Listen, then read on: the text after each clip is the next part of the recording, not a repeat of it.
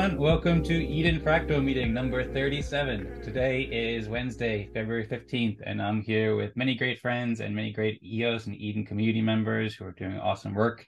We're about to break out into the breakout rooms to play Eden+Fractal in about 5 minutes or so. First, I figured that we'll just say hello, welcome everybody, thanks for watching. I'll also share a brief presentation to provide a recap of what's happened since last week, as well as the topics on the agenda for after the Eden+Fractal when we go back into the community room in about an hour and 5 minutes. Before I get into the presentation, if anybody would like to say a quick hello, I know Pascal made a topic proposal, and Perry made a topic proposal. I'll introduce it as well. It's great to see Dwayne and everybody in the community here. We were just having some conversations. Also, welcome to Noam and Laura. And Laura, it's both of their first times here. They've been following both the Spanish Fractal. Laura was she's participated there, and Noam has been he read More Equal Animals and other stuff like that, and now he seems to be in some sort of cool space with a background. So if you want to say a quick hello and introduce yourself briefly, then that would be cool and welcome. If anyone wants to say a quick hi, that's Hello. cool. Hello. Yeah, I just changed the background for the purpose of the recording. Cool. Sounds good. First time I'm trying background on Zoom, so uh, it looks strange, but at least it works. It looks like you're having a fun time in I have a some lot of railroad. ideas, but I'm not sure where I'm at, so I don't know what to share. So I'll move on. Okay, Thanks for including me. cool. Sounds good. Yeah, thank you very much for being here. And I'm looking forward to hearing your ideas, and as I think many other people in the community are as well. And we'll have more time. We have kind of a short timeline right now because we have to go to breakout rooms, but perhaps after the breakout rooms or any other time, we can meet up and discuss more. So thanks again, Noam, and looking forward to collaborating with you. Okay. Okay, cool. So I'll share a quick presentation here. We'll probably start a few minutes late. Also, want to welcome Joshua. Thanks for joining. Joshua is very much a pioneer in the Eden community and Fractal communities. He's a chief delegate along with Patrick right now in the Eden on EOS elections, and he used to host and moderate the Genesis Fractal meetings, and he has so many great ideas about fractal cooperation. I think this is Joshua's first time. He actually hosted the first meeting and really helped launch Eden Fractal. So thanks so much, Joshua, for joining. If you want to share some quick words before we go in breakout rooms in a minute, then that would be welcome. And I suppose we're already almost at 16 UTC though, so I'll share my screen and just give a quick 2-minute presentation to show a little bit what's going on. So for one thing, I've been curating recent episodes and show notes for each meeting at edenfractal.com/videos. So if you go there and then you can scroll down, you can find some interviews and so forth, and you can find show notes for each episode, like our meeting last week for 36, and there's a little description here, and you could see 35 and so forth. You can scroll. I think this is a helpful resource to help people who don't have time to look at all the meetings. And I encourage everybody to share and invite friends, and hopefully this can be a helpful way to show people the value of these Eden Fractal meetings and help people understand how they're awesome and very helpful in many ways. The show notes for last week's meeting at edenfractal.com/36. You can see the full video here, as well as a little introduction. We talked about Fractogram and Telegram and a proposal for delegate proxies, and we did some love songs as well, kind of fitting with the Valentine's Day. Happy Valentine's Day, everybody. There's also some highlights here too, in addition to timestamps and related posts. So I wrote a little bit about Fractogram and Telegram and the proxies and the Interplanetary Conference that Lisa's hosting, and Thiago Re, which is a new social media app by Pascal, and the Spanish-speaking Fractal that Jorge's hosting and that Laura has been joining. So if you go here and scroll down, you click on those links, you can learn about Fractogram, which is an app that we can use to help reach consensus with Telegram. Also about the plan to use the Telegram chat. I encourage everybody to use the Telegram chat rather than the Zoom chat today. I just created a new topic. So when you're in the room and you want to, or when you're in the community room or a breakout room and you want to share ideas, then please use the Telegram chat. So it has many benefits as opposed to the Zoom chat. We also have the proposal from last week about delegate proxies, and there's information about the Interplanetary Unconference hosted by Lisa. There's another one tomorrow for a planning session.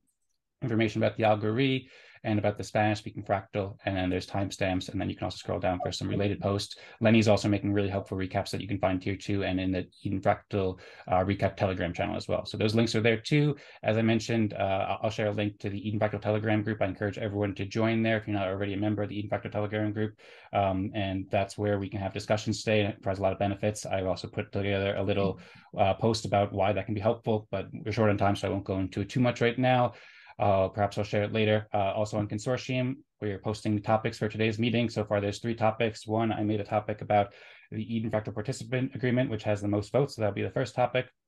And Perry made a topic about capturing corruption, also a little bit about more equal animals and the participant agreement. And Pascal made a proposal for delegates to work on Eden+Fractal governance. So we'll have more time to get into these after the breakout rooms, but just to give a quick highlight, you can see some of the posts here, admitting people into the room. And we also had a brainstorming session about the delegate proxy idea too. We had that yesterday, and Patrick just posted that in the Eden+Fractal Telegram group as well. One thing I'll just encourage all people in the rooms, when you're selecting a delegate, it's good to remember to ask them if they'll be able to be there for the next 4 weeks, and also to see if they've currently been a delegate or in a different council and so forth. If anybody's new, then there might be a lot of new information, so you can ask community members in your group, but that's a helpful thing to do to make sure that we're electing delegates who can help make good decisions for the community. And then also Vlad made an MSIG to update the permissions for the MSIG. We talked about this a lot, and the delegates passed a proposal about this in week 35.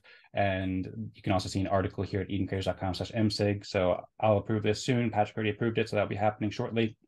And then lastly, you can use the Fractogram app. I'll show a link here if anybody wants to try using that for consensus in the breakout rooms today. It's a very helpful tool that makes it easy. I'll be using it in my breakout room, and I think that Hadas, maybe Vlad will as well. Only one person needs to use in the breakout room to help. And then just lastly, one more reminder about the Telegram group. I was also having some issues too, so let me know if you have any issues with the Telegram group. But yeah, if you have any chats, then please use the Telegram group. Okay, cool. I hope that was a helpful presentation. That was kind of a lot. I suppose we're a couple minutes behind, so we should go into the breakout rooms now. So I'll start it up. Welcome, Chris, and welcome, Vlad, too. Thanks for joining. Vlad and Chris, for anybody who don't know, are also great leaders and pioneers in the Eden community as well. And yeah, so if anyone wants to say any quick words before we go into the breakout rooms, then now would be a good time to do so.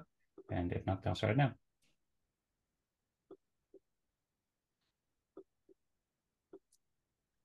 Have a great time, everybody. We'll go back into the breakout rooms, into the community room in 55 minutes at the top of the hour.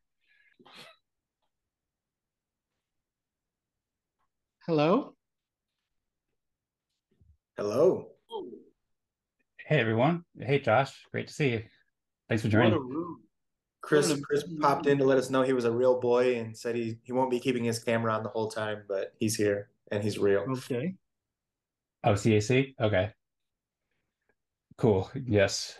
I know CAC is real. And then last time he was on camera and he had like a mask on or something, which is pretty funny. But anyway. All right. So first question, would anybody like to moderate this room? I find that it's usually helpful if somebody helps to moderate and guide it. I'd be happy to do so if the group would like. Also, if Josh would like to do it, Josh has great experience as a moderator, or perhaps if Perry wants to do it or anybody else, then that would be cool too. Does anybody have a preference? I don't mind moderating the discussion, but the actual vote, probably not the best guy. So I'll take it either way. Okay, cool. Sounds good. Yeah. Basically, the moderator. I mean, it's not really a formal role, but just making sure that everybody takes the appropriate amount of time. That we're not going on for too long.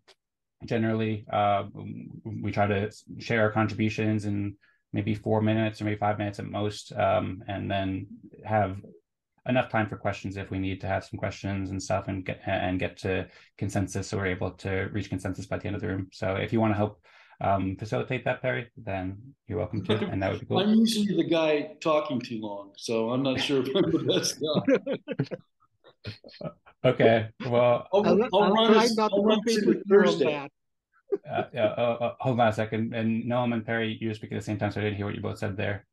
Go ahead. I was saying I'll try not to compete with Perry. I don't compete with Perry.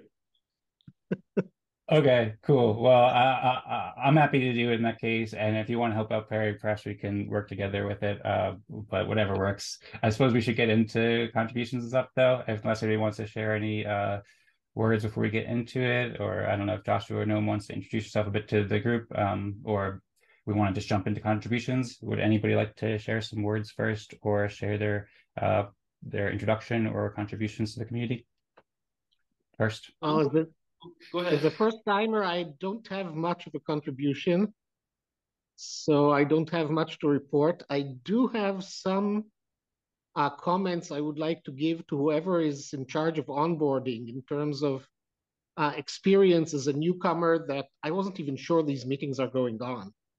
I tried to join another meeting on Monday and there was nothing there.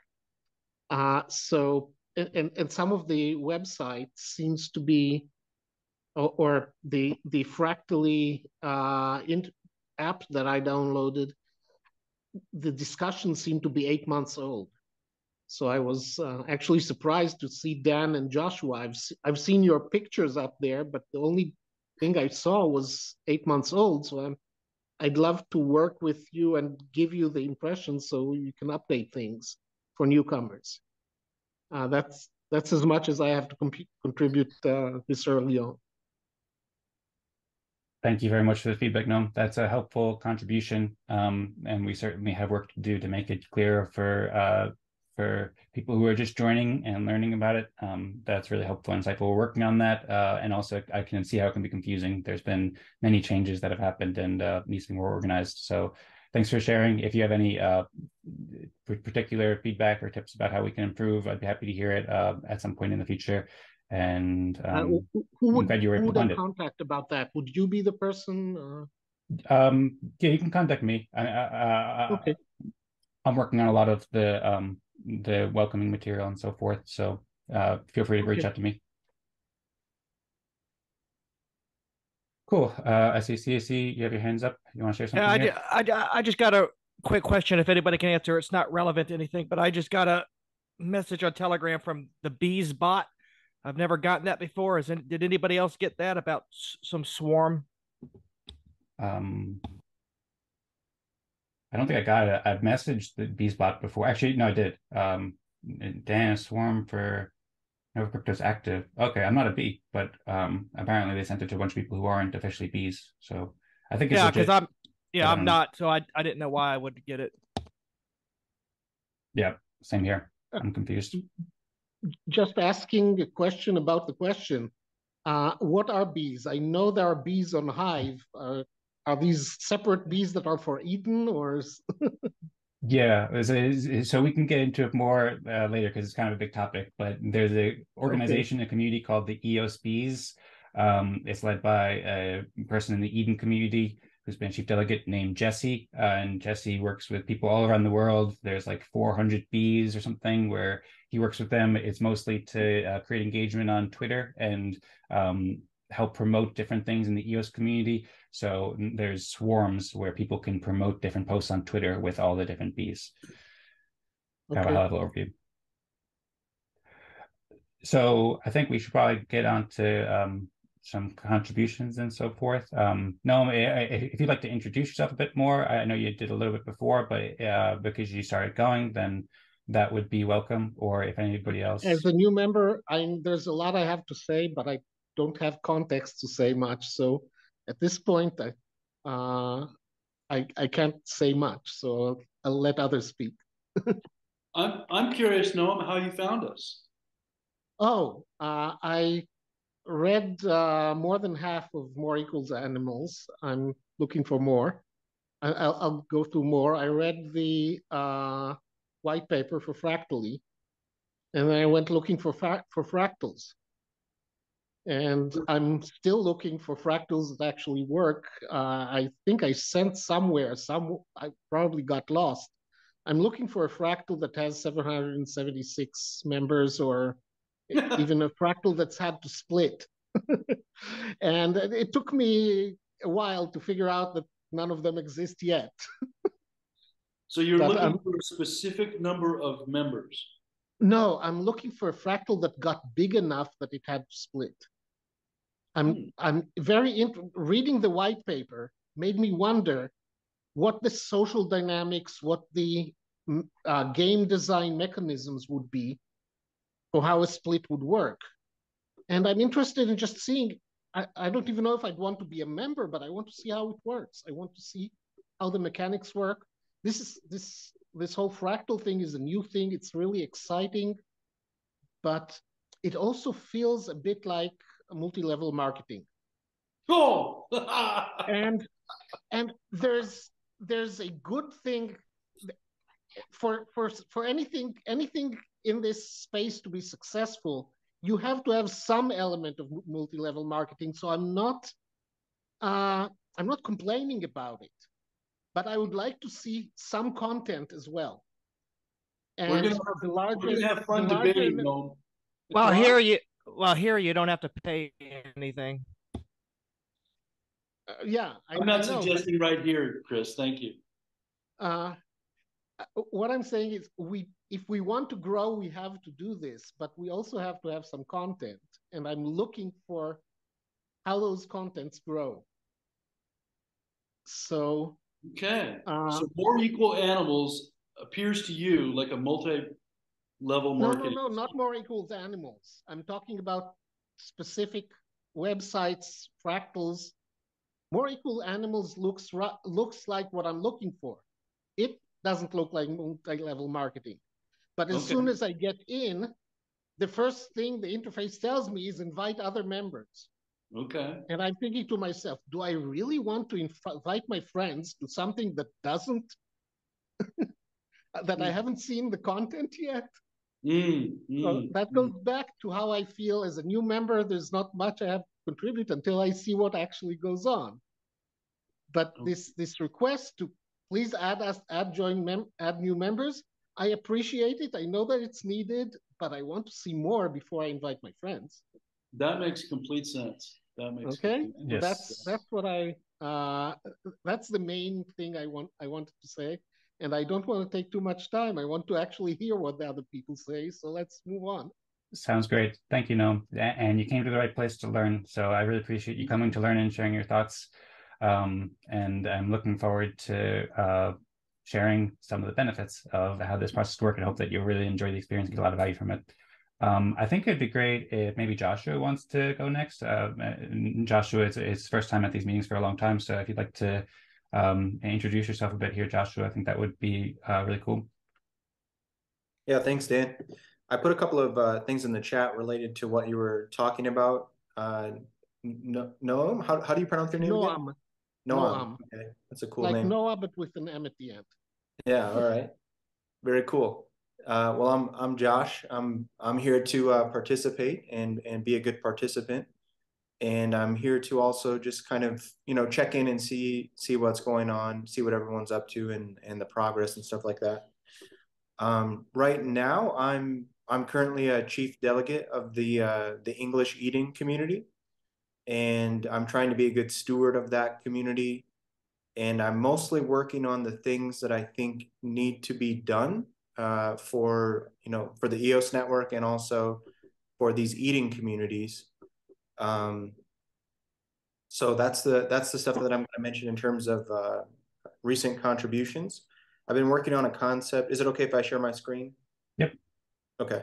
Yep. I've been working on a concept. I'll show you the concept, I guess. This is possibly a visual of the structure of EOS or the EOS network. So at the top, I've got EOS token holders, and in the middle, I have EOS node operators, which we normally call block producers, but I think they've been adopting the name node operators. And then on the left, you have the EOS Network Foundation, which is mostly rewarding people for things that, kind of like Eden+Fractal, for things that they, for people with reputation and people working on infrastructure and stuff to keep the network alive. And then we have the EOS Network Ventures, which is coming this year, which is mostly going to be betting on future, things that will benefit the network, exclusively for EOS, same with the ENF. And then at the bottom, we have this thing, which I think is missing, which I don't think is the best way to phrase it, but for an acronym purposes, it stands for EOS Network DAO. And this is what I think the structure of the network is. If we super simplified it, the thing that's missing is this EOS network DAO. And initially, what I think it could be, first of all, I think we should call it NDAO because that's a play on like EOS network DAO. But I think it sounds better. It's also a play on the word endow, which could be more than just endowing money. Like up here, I've got on this title of this page, endowing the EOS network DAOs with solutions, system services, software, and support to succeed. And basically, there's an opportunity right now for the different language speaking communities who have different Eden environments to create a joint venture to have a parent DAO or an anchor DAO, and then have a sub DAO for each of their communities. And a lot of the action would happen in this parent DAO. This is an outdated graphic, but it might look something like this. It might be a combination of a company, a community, and a country. A community being a global network and a country being local networks. Anyway, this is something that I'm working on right now. I'm currently trying to get all 4 of the communities to work together, and I'm working on a proposal and a charter for this this parent DAO. Are those the only languages that have DAOs right now? No, I think there's probably a few others, but these are the largest user bases in terms of languages. And in terms of Eden, these are the only 4 communities who are trying to stand up their own Eden DAOs. I see. So, what's the critical mass for starting a Hebrew DAO if I wanted to? yeah, that's a good point. It's not an easy thing to do, except for there is at least one community that's been working on doing that, and then it depends on what you want your DAO to do. Eden+Fractal, has different features than the original Eden process. I think what we need is a hybrid of the both. I think this parent DAO could it could be something that the network wants to fund, or the EOS Network Foundation initially wants to fund. And we could consolidate all of the DAO tooling into that, among other things. What I'm looking to do is help facilitate the network effects of DAOs. So like a DAO of DAOs. And I think there's a mutually beneficial opportunity with the EOS network to fund that, to support that, and there's a lot of DAO tooling that has been neglected compared to other things that are getting funding. So I see a short-term, short-range opportunity to make things mutually beneficial, and move things in the direction of having a DAO of DAOs, which is pretty much what the Fractally white paper was all about.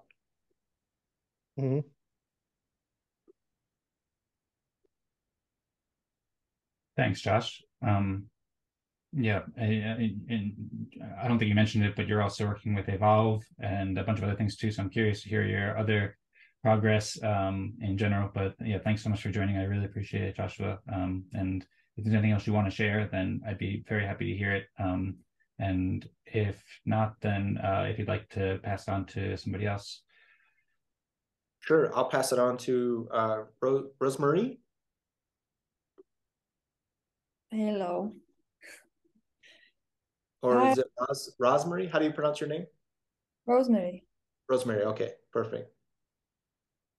Hello. So I've been working on a few things, but I haven't made like great progress yet with the welcome guide. Welcome guide is one of the major things that I've been working on, because my background is marketing, and as a new welcomer as well, this is my, I think, 3rd week. And like I found this need for a sort of a welcome guide. And I tried to, like, I've been collecting some topics and ideas on what to include. But last week was really busy for me because I had to focus on something else. So I haven't had like a major progress on that, but I do have notes, and I might as well just share the Google Drive, but I'm not sure where would be like would the best way to share a Google Drive document with everyone through, well, to keep it in my documents, or is there like a shared Google Drive or any sort of space that there are other resources as well that You can just, Rosemary, you can just share, you can create the link and make it public and then set the view permissions to anybody who has that link and then just post it here in the chat and we can all see it. As long as you're okay with everybody seeing it. Yeah, I was about to say the same thing. Yeah, you can do You that. could even, if you wanted to, you could even make two versions. You could make one version, which is the one that you're the one that you intend to be final, and another one that you let anybody edit. And that way, somebody who wants to share something with you can edit that one. And you would just need to curate the one that everybody can edit. Okay, cool. Well, for the moment, I can maybe share what I'm working on, but it's like it's a draft, so I'll have for this week to do these two version types and share. Maybe in the group chat will be the best way to share it with everyone. I'm thinking. Yeah, you can just throw it here, right here. You can either, if you want to share it with us six, then you can share it in the Zoom chat, or if you want to share it with the wider community, then you can share it in the Telegram chat. Telegram chat, okay. I mean, I can share my screen quickly here, but I had to choose design as well. And apart from this, like basically I'm collaborating with Dan on that. And also we've been meeting up with Dan to film these separate conversations, and we've been recording them, and it's been around 3 sessions now. Some are as long as 2 hours. So which Dan would that be? Dan Singjoy. That's me. Oh, okay. And I've been in those sessions.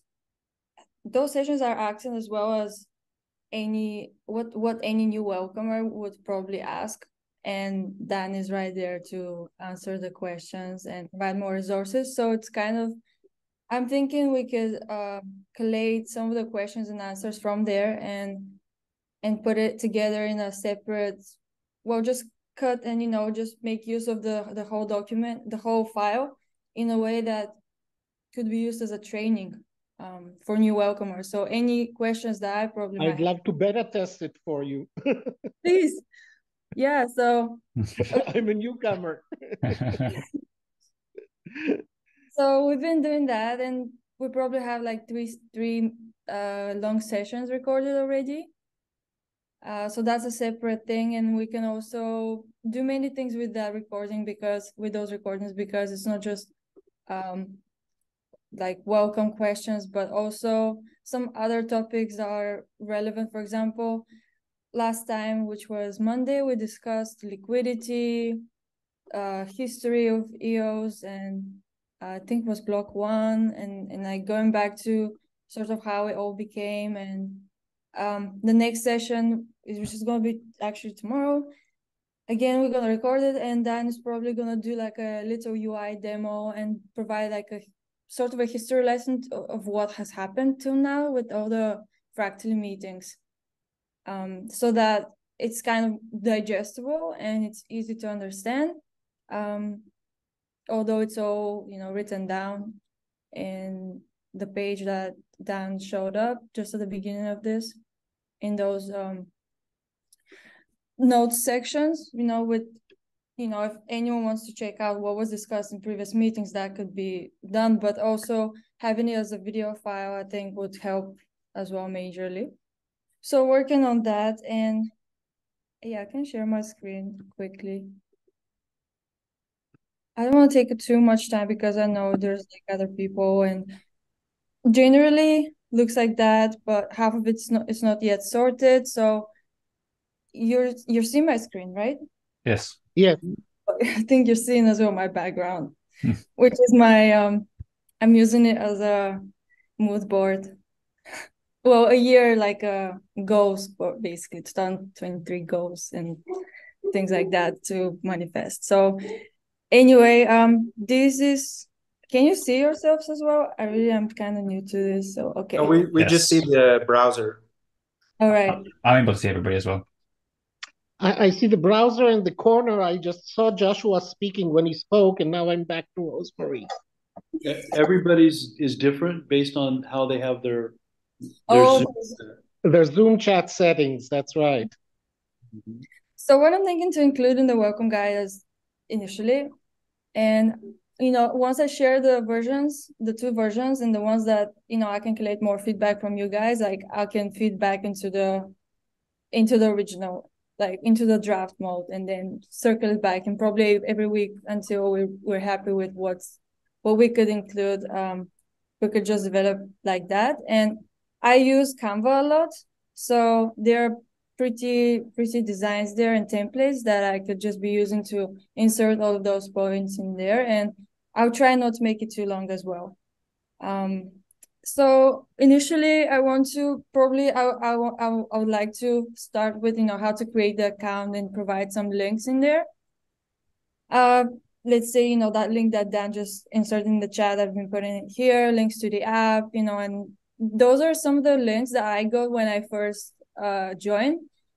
I'll probably minimize them, like links here, like not the full link, and probably also provide like a brief, maybe like a graph or something, like a chart that shows like the steps to make it easier. So how to create an account, then communication, what we're using, like the Telegram groups, consortium topic based on votes, like that consortium that Dan showed at the beginning, that website, and then a link to recap of other resources to check on what's happened from previous show notes. And I'll probably also include here like maybe trainings as well that people could just like hop into if they wanted to. And probably like the YouTube channel and all the social media like Twitter and everything that is there. And also like probably some like mission and what we stand for. And I know that's currently in developing mode, but I'll probably provide some points here. Then tools, like the Telegram voting consortium game that you'll probably experience in a minute. The Kajendas, which is a games that we are part of the whole Eden+Fractal meeting itself, and how we agree to like a mutual and common consortium. And then I'll skip that. So probably community would be as well something to mention. Any feedback that we could further probably collate, and other things that I really want to start collecting like resources. And I really like what Joshua just mentioned and the graphic that he showed about the whole connection between each of the parties in the community and how they cooperate with each other. That would probably be like good thing to just like link it up in there as a resource. And also maybe some case studies and like Eric's art fractal that he mentioned, and that would be like in a separate document, but I would like to provide as well links to that so people could see like the actual use cases of using the Eden+Fractal system into a real world community and how it can benefit them straight away. And I'll probably like get a section as well on how they can contribute, and like of course in the community or like I'll get like next steps section and put here's the meetings, here's the meeting link, like we feel welcome to join on Wednesdays to discuss more and things like that. And as well as other things like maybe advising them to set up an account if they could before even attending the meeting, so like a safe time, or just like a general theme that they know what to expect even from the meeting when they join. I think that's it for now, but I really have to sort these out before I share them even with you. But that's really it. Let me know if you have any feedback.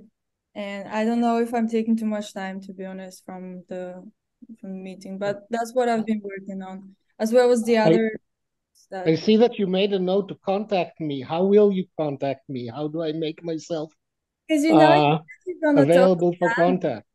You said you wanted to provide feedback, especially Yes. for, like, new welcomers, and then Dan said that you can communicate with him. So I was gonna ask Dan probably, and maybe we can do like a chat together, like three of us, or Okay. because I want to hear the feedback as well because it's interrelated. How do you let me know to join that chat? How do I give you a contact point for me so you can contact me when I'm not online? We'll have our Telegram group set up where we can do the voting, and then from there we can contact you on Telegram Gnome. And I agree, that's a great idea, Rosemary, about meeting. If you're up for that, Gnome, perhaps the three of us can meet and help create a good welcome guide for beginners. Okay, so there are two things going on here. One is I would like to have that meeting, and the second is the next person who joins, you want to onboard them so they don't have to ask this question. Right. Good point. So it works at both levels.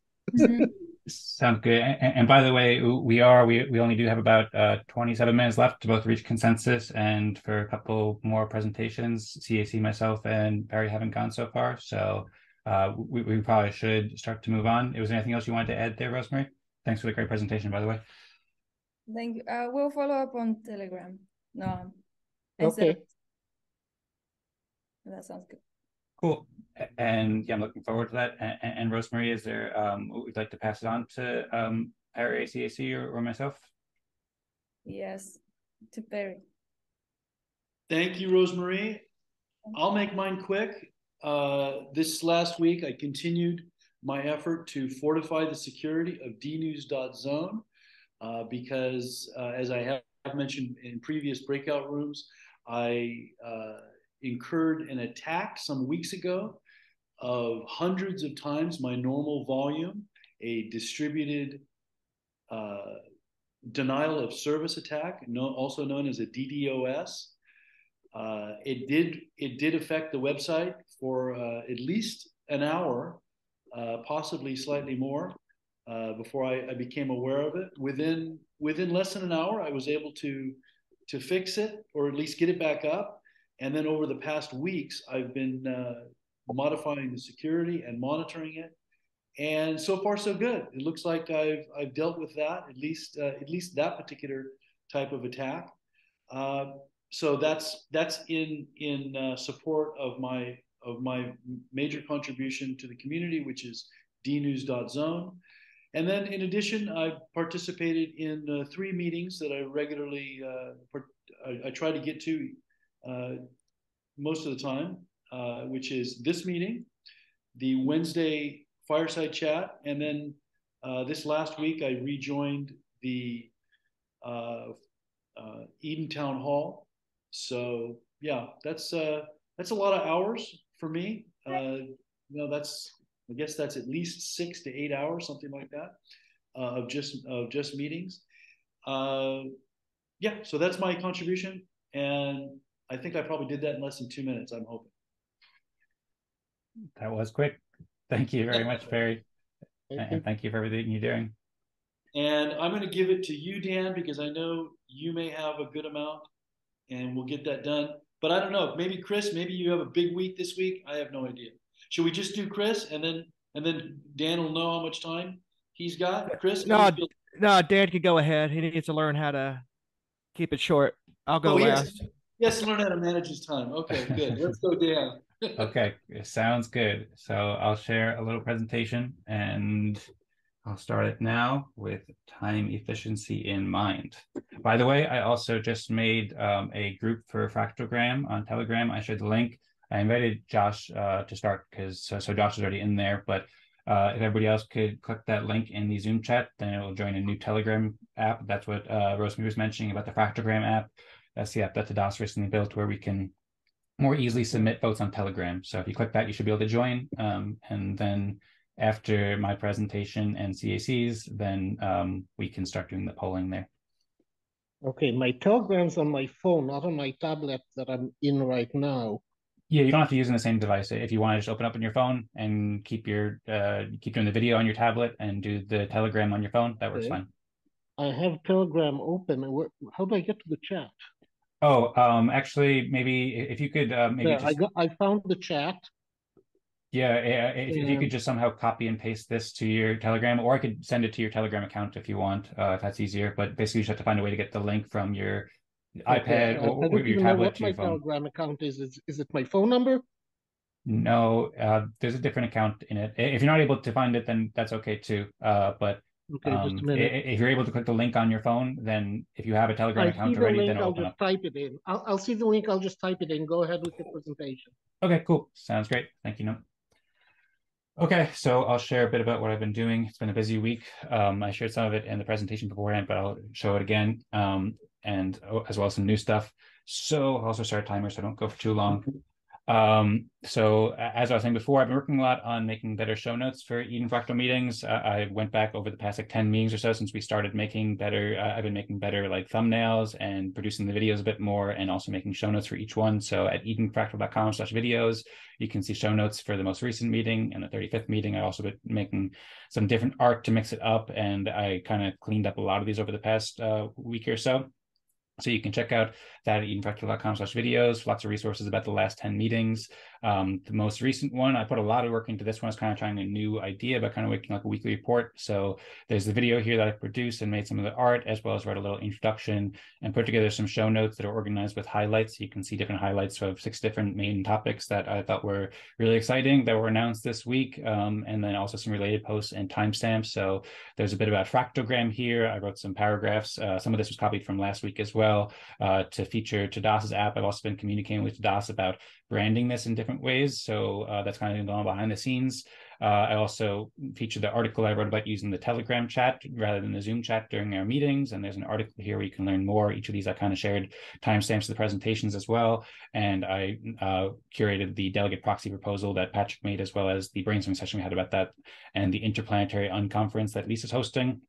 I wrote a bit about that and curated some timestamps and some different links about it and so forth, as well as the Algorithm, which is the new social media platform that uses fractal cooperation that Pascal is creating.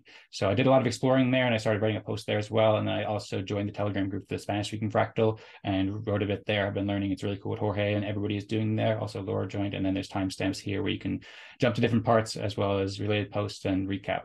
So I curated that. I just followed up with the Telegram live chat plan that I started, that I introduced last week at this edencreators.com/chat. And then I made a new live chat topic in the Telegram. I enabled the topics feature and then put this introductory post to encourage people to use it. And then I also made, I think I actually might be in the wrong window right now. Yeah, I think I actually did click the wrong window. Sorry about that. I was giving the presentation that I gave before. Hold on one second while I fix it. Let's see, where am I? Okay, this should be the one. Okay, so I was giving the same presentation. I had 2 windows open.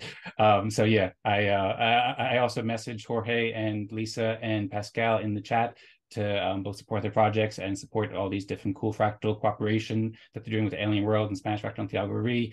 And then I made a little article at edencreators.com/unconference where I started to curate a little bit of Lisa's work with the unconference, and wrote a little bit of some timestamps and some collaborations. I also joined that call, as well as some other community leaders, and shared some collaborations between Eden+Fractal and Alien Worlds. And I also invited everybody to the Eden+Fractal or Eden Town Hall as well. So there's that. And then I also, I don't know what the 35 is there. Oh yeah, I shared the 35th Eden+Fractal meeting on a bunch of different Telegram groups to help promote it. So we're getting some more views on the YouTube channel.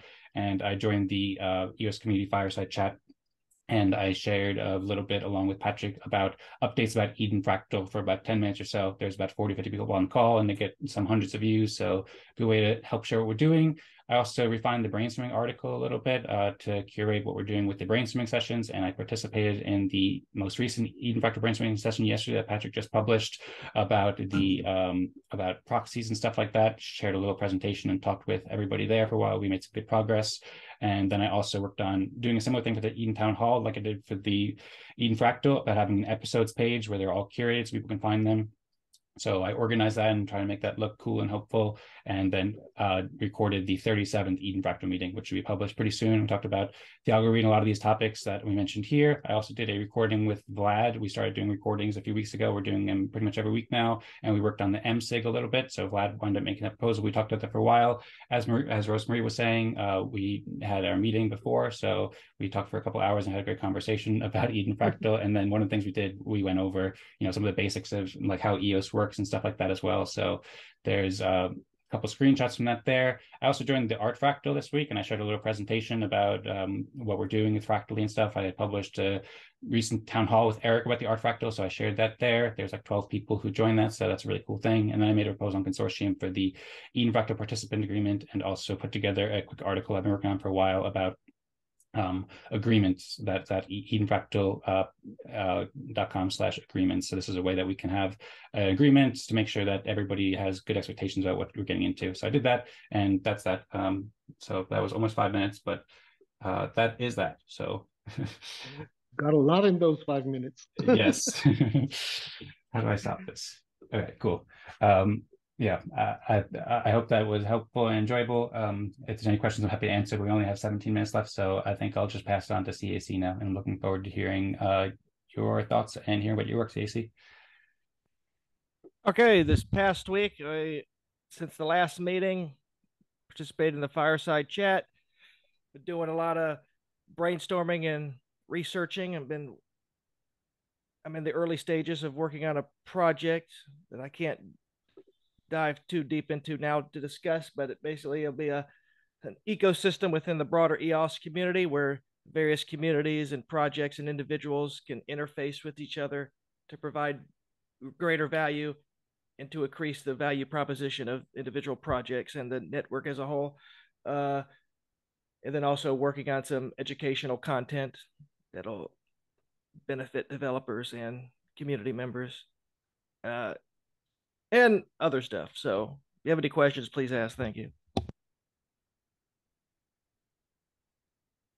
Sounds great. Thank you very much, Casey. Very much looking forward to hearing more about your work. Sounds really exciting. Okay, if anybody has any questions for anybody, we could ask them now. I would also suggest that we just start reaching consensus, and then we can save questions for afterwards to make sure that we have some time. I see Joshua also wrote some notes about unconference, and CAC, if you want to share any of those thoughts, Joshua, that would be cool. Or if everybody's ready to go into consensus, then I see everybody's joined the Fractogram app except for Gnome, and Gnome isn't here anymore, so hopefully he'll be able to join back again.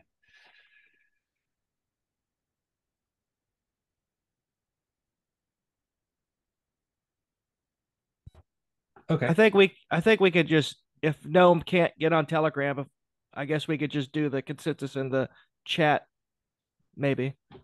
Yeah, although Gnome's he's not even in the video anymore. I think maybe he got kicked off or lost his connection or something like that. So I think since the 5 of us are in the Telegram, we can vote for we could use a Telegram, and we can vote for Gnome in there too. And then if he's able to get back, then he can just either via audio or Telegram or Zoom chat or whatever works.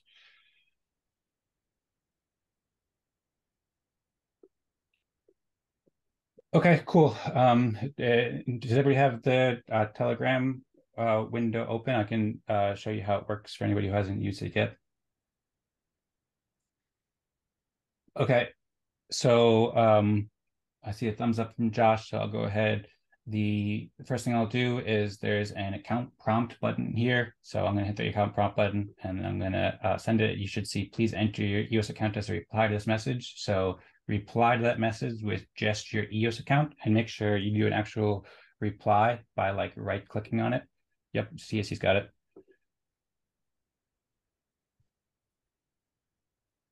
And I see Gnome was just able to join back, so I'll invite him back into the room.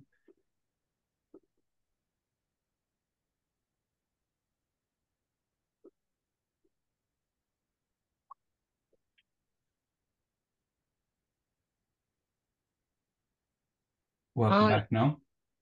Thanks. I got disconnected. I'm impressed with how fast, once I rejoined, it really worked well. So I'm back in. and in the break room too. So that's good. Nice. I'm glad you're able to make it back and make it back quickly. Were you able to figure out the Telegram issue that you were having, or? Maybe one of the reasons I got disconnected is I'm trying to install Telegram and it's insisting on using my anonymous account. So I have to figure out how to get Telegram to give a second account. Okay. I suppose in that case, I suppose maybe we can just use the Zoom chat. I'm not sure. Okay. Or I'll keep trying to. I need to figure out how to tell Telegram to disconnect from my old account and use a different name. If anyone knows how to do that. Okay. Well, since we have the app open too, if you're not able to get that known, then you can also just vote in the Zoom chat, and I suppose the rest of us can actually. No, that might still be confusing. Okay, actually, no, it's probably the best way to do it actually, because the Telegram app does make it easier for everybody to do it. So I suggest that I recommend that we use the Telegram group. If you're able to join Telegram and get that set up, that's great. No, but if not, then I'll actually also join from a second account that can be a proxy kind of for you, so we can vote for you, and then you can vote either just by letting us know or by putting it in the Zoom chat. Okay.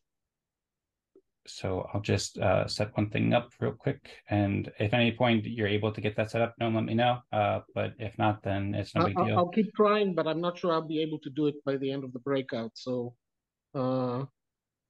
if not, we'll do it afterwards. In any case, I'll try to vote in the Zoom chat just to make sure I got my vote in. Okay, cool. Sounds great. Thank you. Yeah, so I'm just by the way, one kind of workaround here. I have a second account that is named Dogman, and so just for the purpose of this, I think that I can join as Dogman, who can be kind of a proxy for Gnome. So if you want to vote for Gnome as level 6 or 5 or 4, whatever, then you can vote for Dogman, and that will count as a vote for Gnome. Okay. I'm so glad I'm not the host.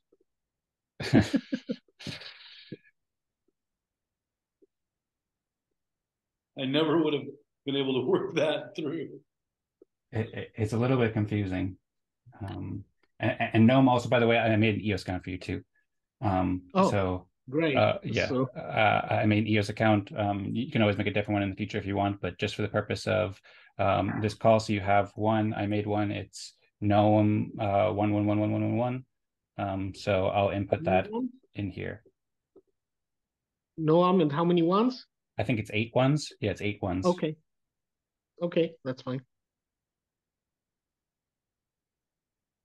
Do I need a password or something like that? So I have the private key right now, and then after this call, I can send you over the information so you can transfer it over to your private key. Currently, I have the account, but I'll give you access to it, so it'll be totally yours after the call. Okay. Okay. We have 10 minutes left, so I think we should get into consensus now. I'll put in the level 6 poll. You should be able to see, actually, you can just add an option here. And apparently, wait, hold on a second. 1, 2, 3, 4, 5, 6. Okay, cool. So it worked. So now you should see a poll who should be ranked as level 6. And everybody who's in the group, except for Gnome, should be able to see this poll now. And you can vote for whoever you think should be level 6 now. And just remember, a vote for Dogman is Gnome. Yeah, 6 is the highest. So if you want to vote in the Telegram chat or just let us know, Gnome, then you can vote that way. So far, we have 5 people who have voted. So everybody's voted except for Gnome. I won't be voting. I'd like to know what the vote is. So yeah. So to be clear, we're voting on just. I know what you're voting on, but I don't see the results since I don't have the app. Yeah, so unless it's in the chat and I just haven't seen it yet. No, it's in the Telegram group, so I'll explain it. Also, Rosemary provided some details in the Zoom chat if you want to try joining Telegram. And thanks for that, Rosemary. But in the meantime, I'll just explain. So everybody but Gnome right now can see the Telegram chat. So far, there's been 5 votes. Joshua has 3 votes, and I have 2 votes. Thanks, Josh. And and then Gnome, if you want to vote for what we're voting for, is who we think is providing the most valuable contribution to the community, basically. So whoever you think did the most for the community would be level 6, and then whoever you think would do the second most would be level 5. Whoever did the third most would be level 3, and so forth. So if you want to let us know who you think should be getting level 6, then that would be cool, and that would be a good time. No, I'll also highly advocate for Joshua too, because I think that Joshua should be level 6. I'd vote for Dan, then Joshua. Oh. Okay, thanks. But, no, if it's consensus, I agree with Joshua. No problem. It's just initial vote. Since this is the second one, Joshua is my vote too for level 6. Okay, cool. Thanks, Noam. Yeah, I can't really express enough how much I think that Joshua should be level 6. Joshua, he played a huge role in starting Eden+Fractal and leading with Fractally and Eden and so forth. And I really appreciate Joshua being here. So I would encourage anybody who voted for me. I appreciate the votes very much, but I think it should definitely be level 6 for Joshua. Okay. So also there's a difference in my screen right now to where Joshua showing. So Joshua has still 60% Joshua, but on my screen it shows Joshua now has 4 to 6. So Joshua has consensus. Sometimes it maybe didn't update, but that means we can move on to level 5. Yes. Okay, and you should be able to see the poll now.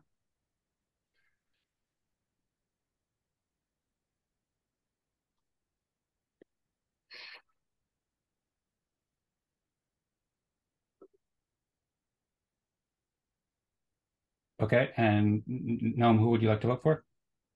For you, Dan.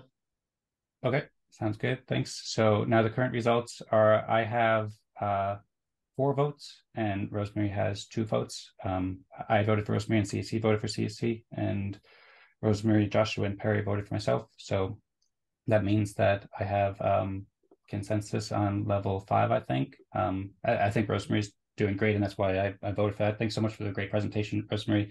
I suppose in the interest of time, then I'll just simply accept being level 5 here. So thank you everybody very much. And we can move on to level 4.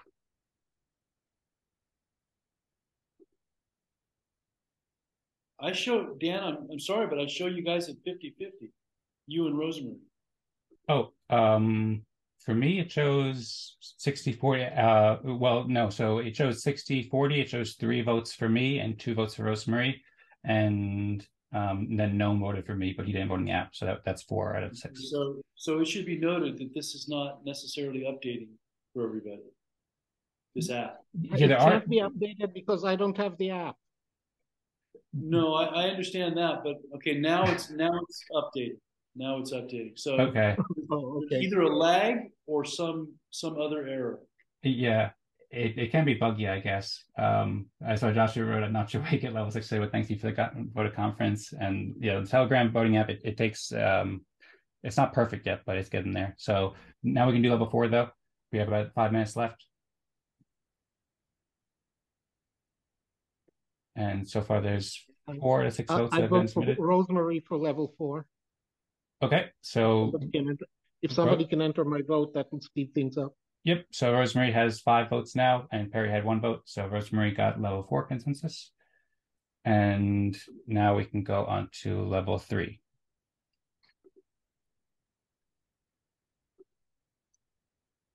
Okay, and just by the way, as a reminder, if you want to vote for Noam, you can vote for Dogman in the app, just for simplicity purposes.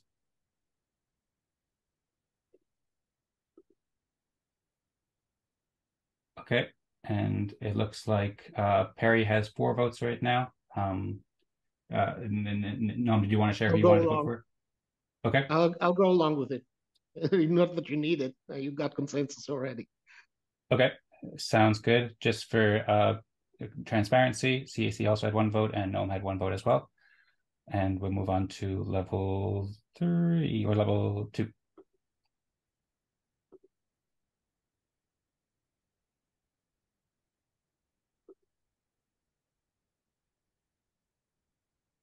Okay, and Noam, you can either vote for yourself or you can vote for CAC in this situation. And so far there's 4 votes submitted. I'm not sure. Okay, well, it's up to Do you I either have to way. vote? Yeah, I mean, I guess you don't have to, but basically, Okay. just by the way, to be clear, the way this works is that people who get a higher level get more respect and more EOS. The Eden factor gives out Yeah, I 100 know EOS a that. week. Okay. I read the white paper. That's fine. Oh, okay, cool. Just was making it clear, but thanks for reading that. So far, in the results, Gnome has 2 votes and CAC has 3 votes. Myself and Rosemary voted for Gnome, and Perry, Joshua, and CAC voted for CAC. So Gnome, if you want to vote for yourself, then you can make it 50-50, If it's or you three can to vote for two, CAC. I'll vote for him as well. Okay, sounds good. So we have consensus on CAC. I just want to say also, I really appreciate you joining Gnome, and I hope that you'll be inspired to keep working, and all the feedback that you've shared is really helpful so far. So I hope that you'll join again and get a higher levels in future, but everybody's getting respect here. So that's awesome. And thank you, everybody. And then lastly, we just need to come to consensus on a delegate. We have about we have about 3 minutes left to come to consensus about the delegate now.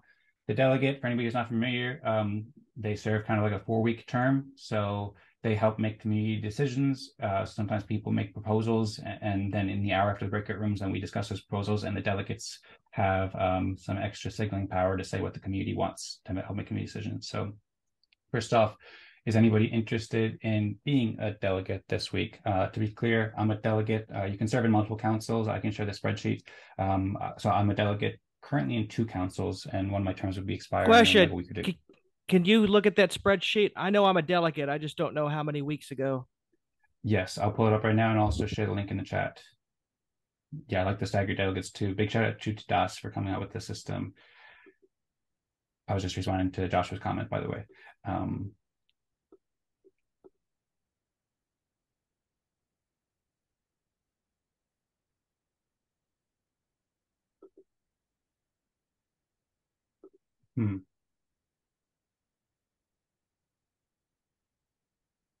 Sorry, for whatever reason, I thought that I had the spreadsheet saved here, but I'm not able to easily see it. So I'm not exactly sure. Oh, actually, no, I just found it. Sorry, I got confused. So we're in week 19 right now, I believe, or council 19 rather. So CAC, your council as of week 17. So that's 3 weeks ago. So your term will be expiring in 2 weeks or a week from now. I'm council in last week's meeting and then 3 weeks meeting. So 3 weeks ago. So my term for 3 weeks ago will end at this week, and you have 2 more weeks, and then I have another one with 3 weeks left. And so, how about me, Dan? Perry, have you been elected as a delegate? I don't see you're in there right now. Okay, so that means I'd like to be a candidate this week, because I was, and I suppose it's just expired. Okay, I'd be happy to vote for Perry as a candidate. Is it the delegate to something, or is it just general delegate for the week? To help make community decisions for the next 4 weeks. So in the hour after these breakout rooms, we go in and people can make proposals, and then the delegates can voice their opinion on those proposals together. They form councils together. So yeah, we only have a minute left or so. So if anybody else is interested in being a delegate, then I would say speak now, or forever hold your peace, I guess. But otherwise, I'd be supportive of Perry being a delegate. Just remember, if you're going to be a delegate, you're going to have to show up and stay for the hour after the breakup rooms. Yes. Excellent point. Thank you, Perry. Or thank you, Stacey, rather. So, Perry, do you think you'll be able to be here for the next 4 weeks and stay for the hour after the breakout rooms and look at proposals and so forth? I do, and I have. Absolutely. Okay, cool. Sounds good. So I'll vote for you there. We also had to vote for Rosemary too. I don't know who voted for Rosemary there. Oh, Joshua voted for Rosemary. We're at time, so I suppose that Perry has 4 votes now. So Perry has consensus. Yeah, I'll vote for Perry too. Okay, cool. So we have consensus there, and then I'll wrap up the breakout room and come back to the community rooms because we're a minute over right now. The last thing with this app is for anybody who has an EOS account, then you can submit the transaction. So we're number 2. I'll fill that in right now. And the way that this app works is I just shared another message. There's a little button at the bottom that says results can be submitted here. You can click on the here button. and then that here button will bring you to the web app where you can submit it onto the EOS blockchain, and it autofills it. And I'm just checking over everything looks correct. So anybody who has an EOS account can easily hit that button and then submit a transaction, and it should work well. How do I submit my thing on chat so you can at least have my vote? Yeah, for now, because I have access to your EOS account, you don't have it yet. Just don't worry about it. No, I'll get you access to You'll the EOS do it. account, Okay. and yeah, you don't have to worry about that. And also, So I'll Rosemary, have to learn how to do it next week. sounds good. Looking forward to it, and I'd be happy to help you figure that out as well. So Okay. and then also Rosemary too. If you don't know how to use it yet, then that's okay. But if you know how to log in and sign it, then you can do this well. I see CAC had his hands up. I have a question. When is the respect and going to be executed for last week? I see it hasn't been executed yet. Yeah, thanks, CAC. So Patrick put a message saying that it was executed. I guess the button didn't go all the way through or something like that. So I just noticed that yesterday. So I'll go through later today and just execute that to make sure that it gets out later today. And then also the multi-sig update. Yep. I also I'll review that later today too. Patrick and Vlad have signed it so far, so I'll review it later today, and assuming it looks good, then I'll execute it later today. Thanks for the question, CC. Thanks everybody for the great breaker room, and now we can head back to the community room.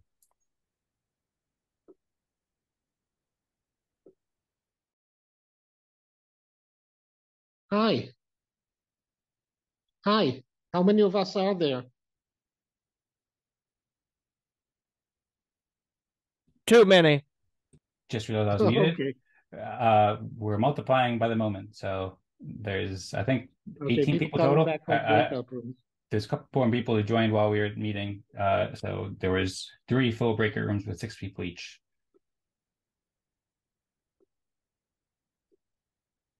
So yeah, welcome back everybody. Hope everybody had a great time at the breakout room. And sorry that we went a bit longer. We were having a little bit of issues with the app and also getting set up with new accounts, stuff like that.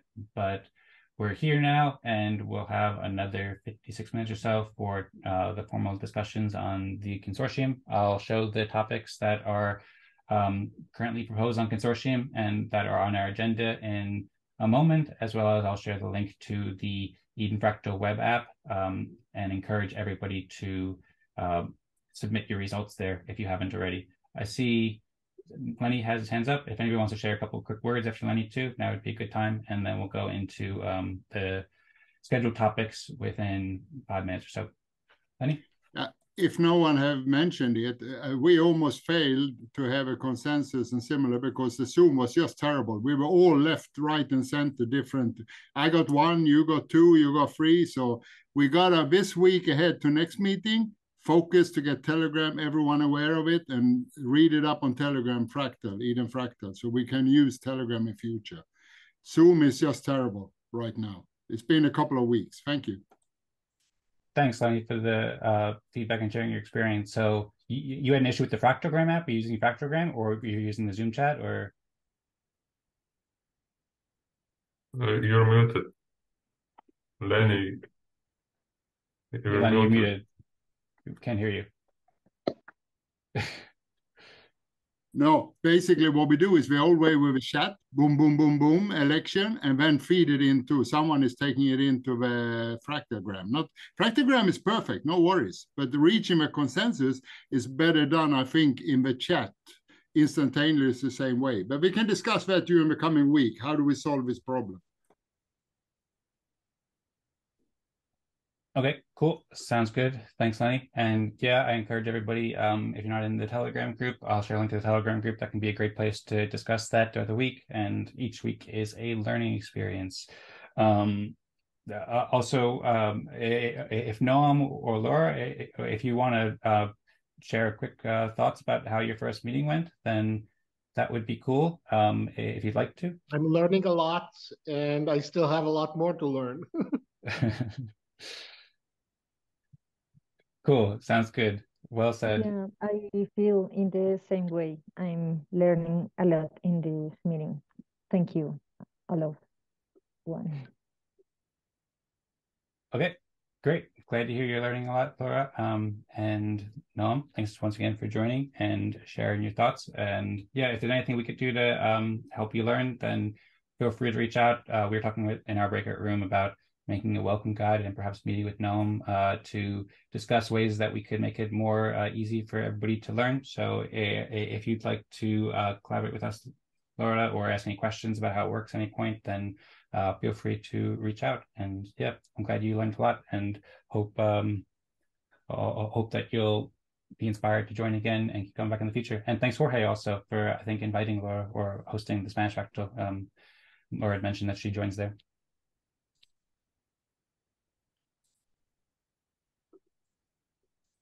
Okay, cool. So I'll share some links in the chat now. If anybody hasn't yet submitted the consensus results on the app, then you can find the link in the chat momentarily. I'll also share a link to the delegates. I see Dwayne said, have a great day, everybody. That was fantastic. Glad to hear that Dwayne enjoyed it. And thank you, Dwayne. I guess Dwayne had to go, but I hope he's doing well. I shared a link to the app in case you weren't using Fractogram, then you can submit it there. Check Jorge's cool haircut, Perry says in the chat. So I'll also encourage everybody too. So I forgot this. I did this whole thing about using the Telegram chat, and I'm back here using the Zoom chat. So it can be hard to break old habits, I guess. But I encourage everybody to use the Telegram chat. I'll also share that in the Telegram chat as well, so that we have all those benefits of using Telegram rather than I have Zoom a chat. question. These Zoom chats, do I have access to them after the chat is over? No. So that was one of Okay. the, well, I mean, you could, so I can download it and you can reach out to me, and then I can send it to you. No, Or I assume the link you just sent is going to show up in Rosemary's file as well, right? yes, it'll be there. Okay, so I can afford to have it disappear when the chat's over. That's what I want to know. Okay, yep, cool, sounds good. Yeah, you don't have to worry about anything being lost. We have it all backed up. I just shared a link to the Eden+Fractal Telegram chat. For some reason, it shared two different versions because I just made the topic, I guess.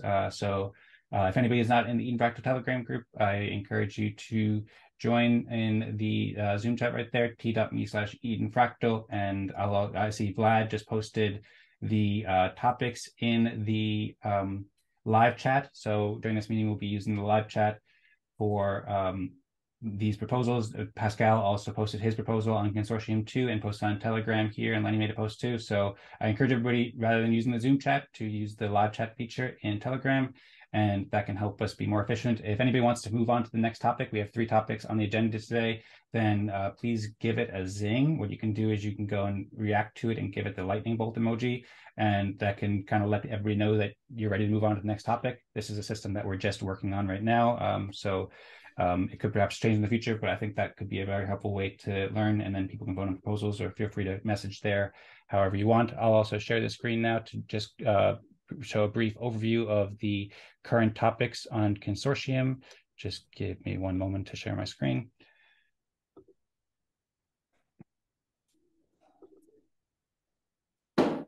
Okay, so you should be able to see it now.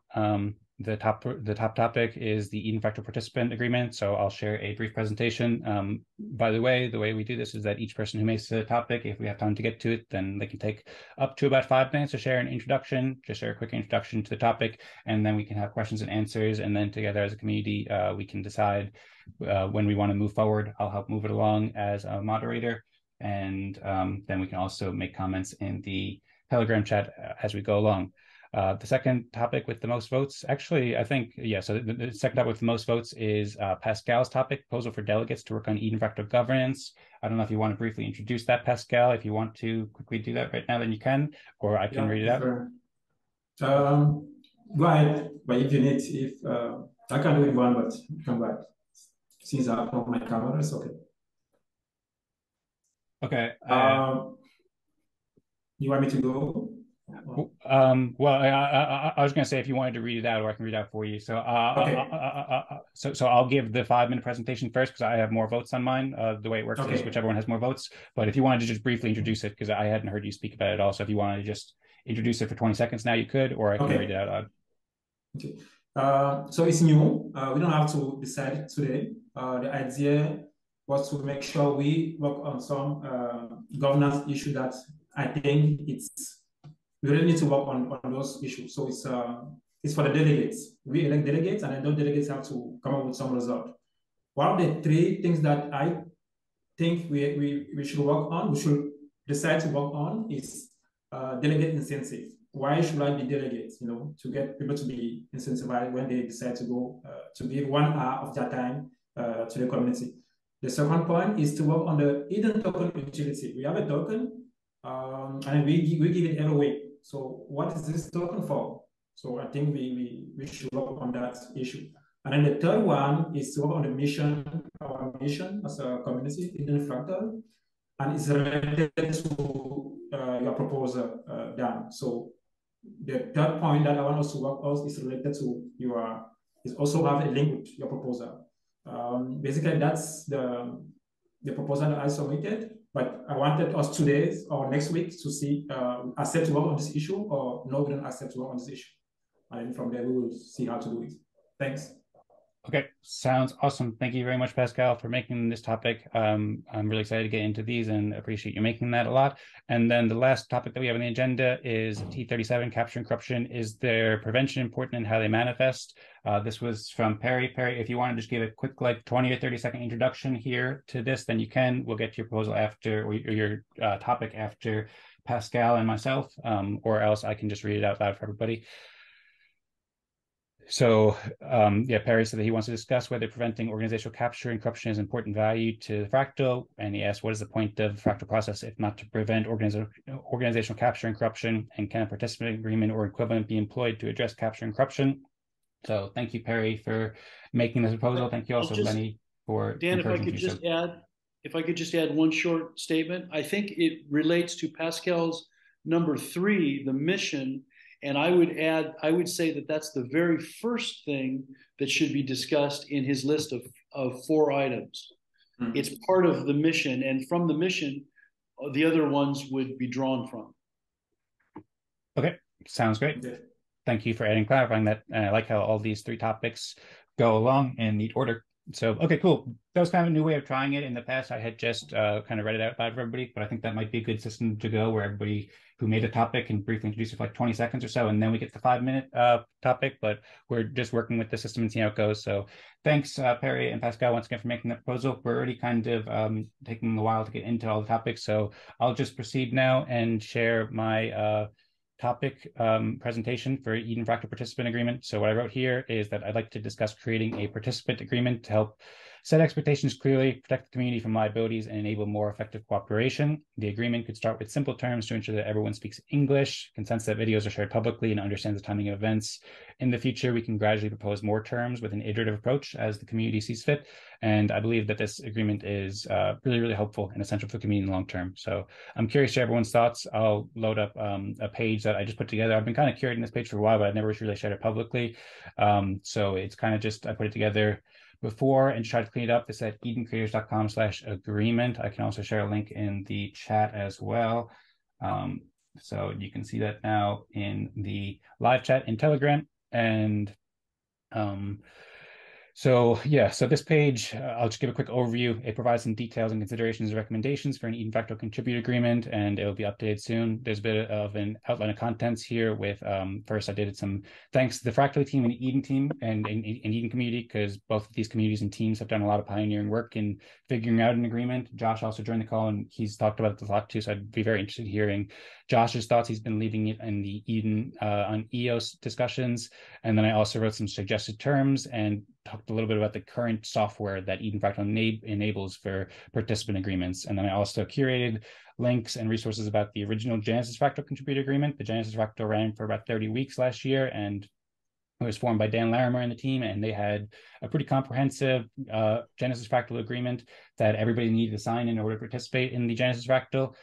So I curated that, and then they worked quite a while on something called a UNA, an unincorporated nonprofit association. They worked with lawyers for a long time to craft this. It's quite long and detailed about protecting communities from liabilities for fractals and so forth. So here's some resources as well as some other resources about different things that people in the community have shared. So I have some attributions here. I won't go over them too much, but just some artwork and some thanks to all the great work in the Eden community and the Fractally community. I also had pulled up a little artwork with space monkeys. That's a funny thing that Lovejoy does that Laura's made a great artwork as well, kind of like how we're figuring that out as we go. So the terms that I suggest that we start a participant agreement that everybody who joins Eden+Fractal needs to sign this. There's a place that James Mark built when he built the original code or software for Eden+Fractal, where we could have a function where people need to sign an agreement, and it goes on chain on the EOS blockchain. It's built into the Eden+Fractal software, and you can see it on GitHub. So I recommend that we start using that after we have some discussions, and it'd probably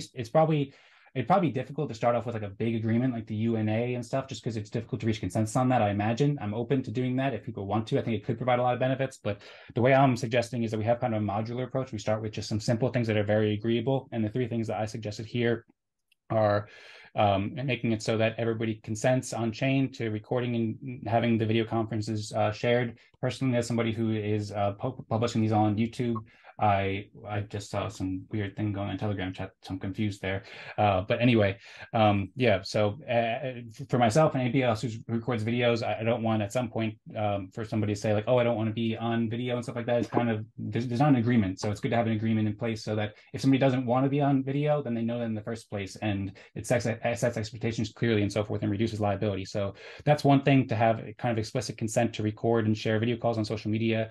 Another thing is just basically everybody agrees to speak English. Currently, if somebody comes and speaks a different language, then it could be kind of awkward if there's no rule in place about whether people can speak a different language. So having some rules in place to make sure everybody can communicate can be helpful. And then I also wrote a different one. I don't remember what I put here, but it was about timing, to make sure that everybody understands that if they come late or something, then they might not be able to earn their respect and just be able to join at the right time and so forth. Just some suggestions of how we can start.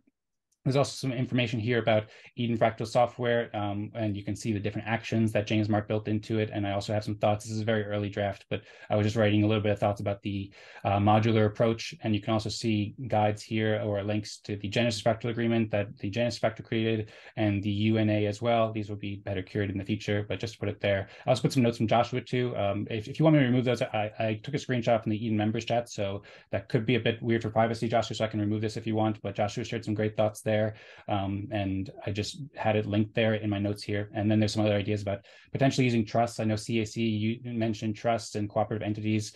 I'm just kind of providing a high level overview here of things that might be helpful. And I think it's really helpful for the community to consider as a way to set expectations clearly and make sure that the community doesn't have liabilities, because there's a lot of thought from the Genesis Fractal that thought that people could have liabilities if we don't have some sort of agreement in place. And I can see the logic in that. So sorry if that was a bit of a long presentation. I think it was probably about 5 minutes though, and I'd be happy to hear if anybody has. I see Joshua said all good then, so sounds great, thank you. And Pascal, the Eden artwork is great.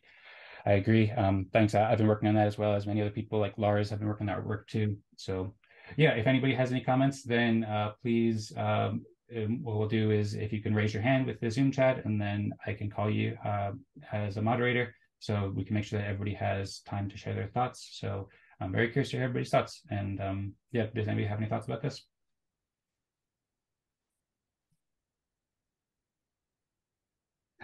First, actually, when we had agreed previously to try out the Sociocratic guidelines, where we go through different stages of clarification and reactions and objections. So first off, does anybody want any clarifications? Is there anything that anybody's confused about this topic or doesn't make sense and have any questions about what I'm proposing or suggesting here? It looks like you suggested the concept of an agreement, and you started off with a few items. You're not suggesting that this is the complete agreement. You're saying, I want to talk about it. We need some kind of an agreement, and let's discuss it. That's what's on the table.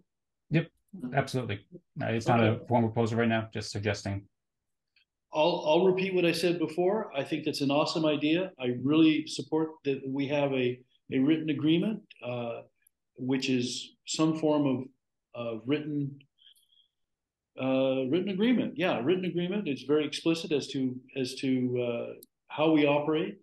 But I think that is derived from from the mission statement. So I appreciate that we should have one, and we need to work on one. But I think the first thing is we decide what we're going to do. Thank you. Cool. Thank you, Barry. great feedback. Looking forward to discussing more with you. And I agree there's value certainly in defining the mission statement first. I see Vlad raise his hand. So Vlad, what do you think? Yeah, could you clarify from what liabilities would such agreement protect us? So what liabilities do you see for us as a community? Thanks for the question. So, I mean, there could be a lot, and like hypothetically, we could make different terms for different potential liabilities. In general, the way that the legal system works and laws work is that laws are increasing at an exponential rate, and so there's more potential for liabilities in all sorts of different ways. I've studied some of the stuff that Elon Musk has shared. He talks about how like laws are like a constraining force on society. But anyway, to provide some specific examples, I mean, the ones that I started out with here, one was about videos, just to make sure like when people do, videos and make a movie or something like that, oftentimes they have like some sort of consent waiver to make sure that they are okay with participating and having their video shared online. So that's one of the aspects that I meant. So we wouldn't want to get into a situation where somebody joins a meeting, doesn't have the best experience, and then wants to, I don't know, take it out against the community in some way by saying, I didn't agree to being on video and so forth, and I don't like people in the community. I don't know, just hypothesizing. I hope everybody has a great experience. Secondly, because there's potential financial rewards involved, because we're giving out 100 EOS a week, it's not very much right now. So I don't think that anybody will have a big deal if, say, we do consensus incorrectly, or if myself as a host or a moderator, or if anybody else is a host or a moderator, like if somebody is, I don't know, not contributing productively to the discussion or being disruptive or speaking different language, something like that, then some people might take offense to that. Like if somebody needs to be removed from the room, or they didn't get the respect that they felt that they deserved, then they might potentially feel like, okay, well, that community did me wrong, and so now I'm going to use my power either in the legal system or just by putting words out there on the internet and so forth, to disparage, either the people in the community as a whole, or individuals in the community. And that's not a big deal right now, probably. And I don't think it's a big deal at all. It hasn't come up at all. But in the future, if there is more value associated, if it wasn't just the potential to earn, 5 EOS or whatever, but potentially if people could earn more, then they might be more attached and more dependent on that and so forth. And so if somebody felt like they lost out on a great amount of value because of something that the community did, then that could perhaps create a situation where they might want to, I don't know, do some sort of lawsuit or some sort of thing like that, that could be potentially harmful for the community. So that's kind of like a high level overview of potential liabilities. But I think there could be potentially a lot of different kinds that we haven't experienced so much because we're a small community, not doing much right now. But if the community grows, and when the community grows, I think it'll grow a lot, then I think it's good to have protection against those kinds of liabilities. Does that help answer your question, Vlad? Yes, I'm just trying to think if somebody would sue someone, like who would you sue? Would you sue the community as a whole? Yeah. Or would you sue a specific individual? And like, I'm not very protective of my identity, but if I wanted to, I could use like pseudonyms. I could wear glasses. So even if somebody wanted to sue me, how would you do that? So thanks for the question. So a couple things. I mean, one, it could be a lawsuit potentially against individuals or the community as a whole. So lots of people do have their legal identities here, and also just with better technology, people can like link up faces to people's identities and so forth and be able to find it. So if anybody had it out for any specific individual in the community, like for example, I don't know, Vlad, since you're building some of the app, and if there was a bug in the app or something like that, and then somebody felt like, oh, Vlad did me wrong because he messed up that app, then potentially somebody might go after you. I'm not at all recommending that. I think Vlad is doing amazing work, but I'm just exploring potential possibilities. Same thing for me as a host. If I have to, like, I don't know, if I need to mute somebody or remove them from the room for any reason, I don't want to do that at all. But somebody could potentially have it out against me, especially if we do become more successful, then sometimes people tend to attack people who have more to lose because they want to gain something. So there's that potential of individual kind of lawsuits. And then there's also the potential of trying to sue the whole community. So in case anybody's not familiar, for people who have joined more recently, one of the main reasons why the Genesis Fractal isn't operating currently anymore is because their team was quite concerned about regulations, particularly in the United States.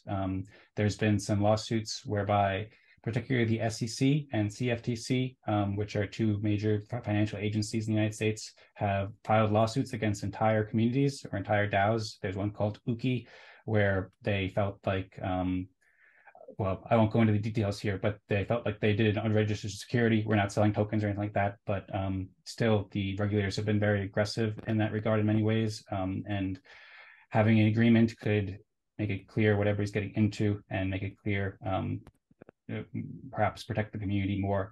The way that the SEC or CFTC filed a lawsuit against the Uki DAO was like they just went in the Telegram chat and they just said that everybody's been served, as far as I understand. So there's a potential for that kind of thing as well. Can I ask a question?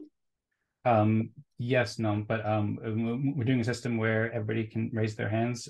So Perry and Tadas raise their hands first. So if you want to hit the raise hand button in Zoom, then we can get to your question after Perry and Tadas. Okay, if you can't find it, then I'll just remember, and then we'll pass it to you after Tadas. It's in the reactions button. No, so you see the reactions button, you hit it, and then you got a raise hand, and then you also I don't see a reactions button. I've seen it before. Right now, I don't see it. Okay. Okay, it's not a big deal. I'll remember it, and we can discuss that later. Let's stay more focused on the conversation here. Yeah, I'd be interested. I'm very interested, as Vlad is. He's been to all the meetings and he's very much a leader of the community. So I'd be interested to hear Vlad's more thoughts about this. We've discussed this a lot, but I suppose first, unless you want to add any last thoughts there, Vlad, then I'll pass it on to Perry. One quick remark. Just, I guess the point that I'm trying to make is that if the agreement is not enforceable, then it does not have much point in it. So maybe I would frame it not as an agreement, but just as a rules or code of conduct. That's just an idea. Thanks, Vlad. Interesting idea. And yeah, one thing I'll add there too, I'll also carry this article with more. At one point, Dan Larimer was talking about his experience with Block One, which is a totally different situation. They raised $4 billion, but he was saying that having the agreement on chain or some sort of policy on chain that people agree to, it just makes it clear that, people agreed to what they agreed to. They could say like, I'm not, I don't know. I at this point, I signed the transaction on EOS blockchain that confirms that I'm okay with having my video shared, and I'm confirming that I'm not viewing this as like a investment or something like that if you want to protect against that kind of thing. So that's one thing to consider, the potential for being on chain. It's not enforceable, but it's still an immutable source that shows that somebody agreed to that at the time. Cool. Thanks so much, Vlad. So we have several hands up, Perry, Tadas, Noam, and Patrick. Also, I would like to get to Pascal's and Perry's topics if we have a chance. So if anybody wants to start moving on at some point soon, but I definitely want to hear from Perry, Tadas, and Noam and Patrick, but just throwing it out there because we're a half hour through. And we can always go for longer too, to discuss more informally in the kind of open chat afterwards. But for now, we have a half hour left of this formally scheduled time. Perry? I appreciate what Vlad just said regarding how to frame it. Is it an agreement? Is it a disclaimer? What exactly what that is? Because we're a decentralized group, exactly what that means. So that's I appreciate that comment. I think the most important thing is to prevent damage to new users and our existing users. And I think the way we do that is by being as transparent as possible. I'll offer a scenario where damage could be created, and that we could prevent that damage by creating those kinds of details, those kinds of disclaimers, those kinds of notifications, whatever you want to call it, agreement, whatever you want to call it. For example, let's say somebody's new to the group and they've got all their crypto passwords posted behind them on Post-it tabs, and they didn't quite realize what, that's kind of a crazy scenario, but you can imagine that it could happen. Someone just isn't aware of what's going on, and they lose all their crypto, and now they decide they want to take some kind of revenge. They want to take repercussions, whatever, however that may manifest itself through the public judicial system or through some other means. The point is, let's reduce the amount of damage to our new members and existing members. So that's what I have to say. Thank you. Thank you, Perry. And I agree. We want to provide as safe and welcoming environment for both everybody who's been here for a while and new people as well. So thank you for the insights. Tadas? Yeah, so the main scenario that I kind of naturally care about is where some participant does something, some project, where someone, I don't know, someone loses money or something like that, and then someone else attacks the whole Eden+Fractal community as being responsible for that action. And as I remember, the original Fractally contributor agreement, one big thing there seemed to be that actions of individual participants do not represent the whole community. And I guess that's when a kind of response to Vlad. I guess maybe you mentioned it briefly. I just wanted to stress the importance of that, protecting from that. And as I understand, just to clarify,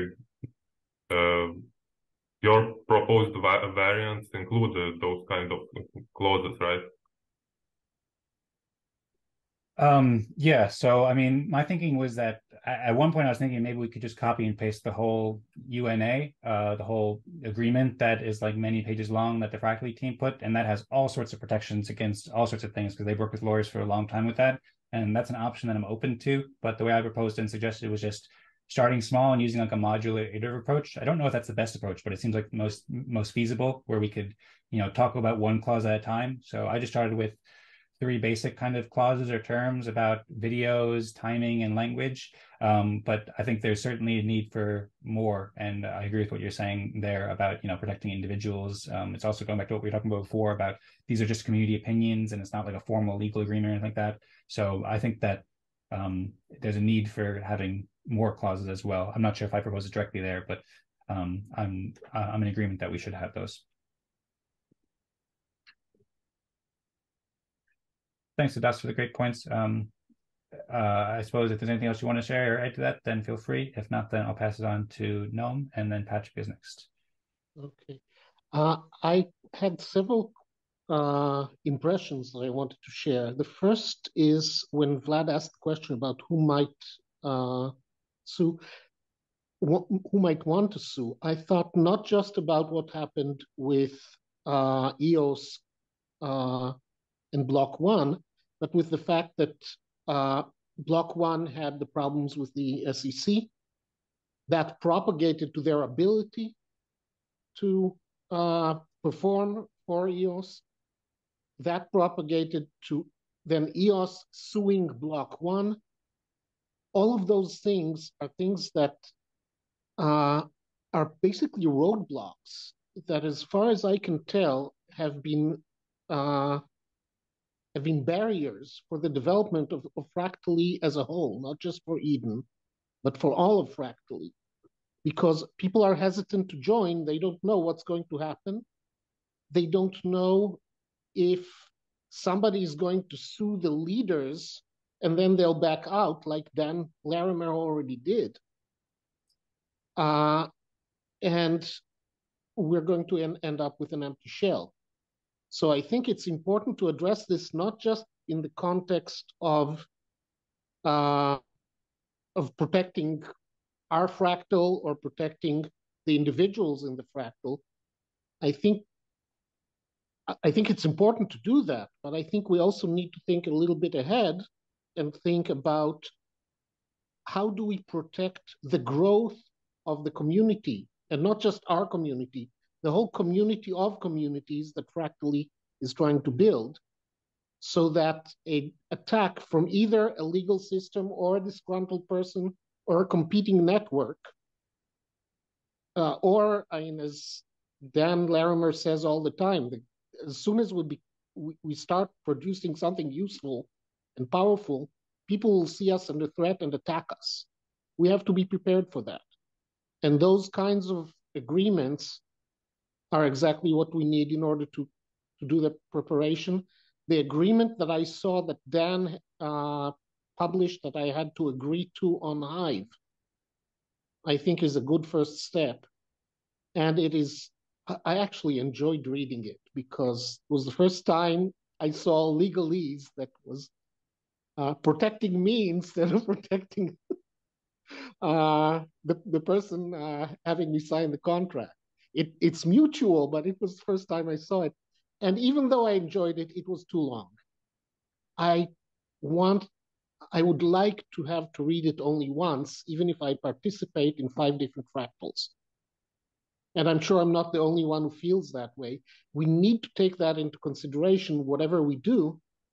So if you're going to do a copy paste, it's better to say, go sign that thing as is, because then you're not requiring a new participant to go read the thing all over and start checking the differences between the 5 different agreements that they're signing. So that's what I had to say. Thank you, Don. Really great points. Thank you very much for sharing that. I saw Sas gave a thumbs up, and I agree with a lot of what you're saying there. We had some head shaking. Yeah, I just want to add on briefly before Patrick goes, one thing you said too. I think this is a responsibility not just for the current people in this group, not just for new people joining this group, as Perry said. Like those are both. I love everybody here, and I really want to help everybody here, and make it very welcoming for everybody to join. But also for future communities who can cooperate with these processes. That's something you mentioned, Noam. That I think it's important. Like we have to kind of set an example for other communities and lead the way, so that many other communities can use these fractal consensus games without having people get in trouble. So thank you very much for sharing those thoughts. Patrick, would you like to share some thoughts? Yeah, thank you very much, Noam, for the great talk. I have a little bit alignment on some of your talk that I want to share also here. An agreement has to be very crystal clear. So more pages to read, more the chance that you have not understood exactly what you sign for. So that's too much complex. I was reading the agreement of Fractally when I was on the Saturday meetings, going every Saturday. I have signed it as many others have signed this agreement. You don't really understand what you have signed it for. And also when Daniel Larimer has now he's leaving for a moment, was stating that the problem is not the technology, the problem are the humans between them, sometimes not understanding what they are doing. That's why he has, you agree, Noam? Yeah. Yes. So he has lived for a while because he wants to be connected more with the mother nature and Jesus, by the way, and the cosmos. And he will join again when he will be ready. And that's a good choice. I shout out to Daniel Larimer.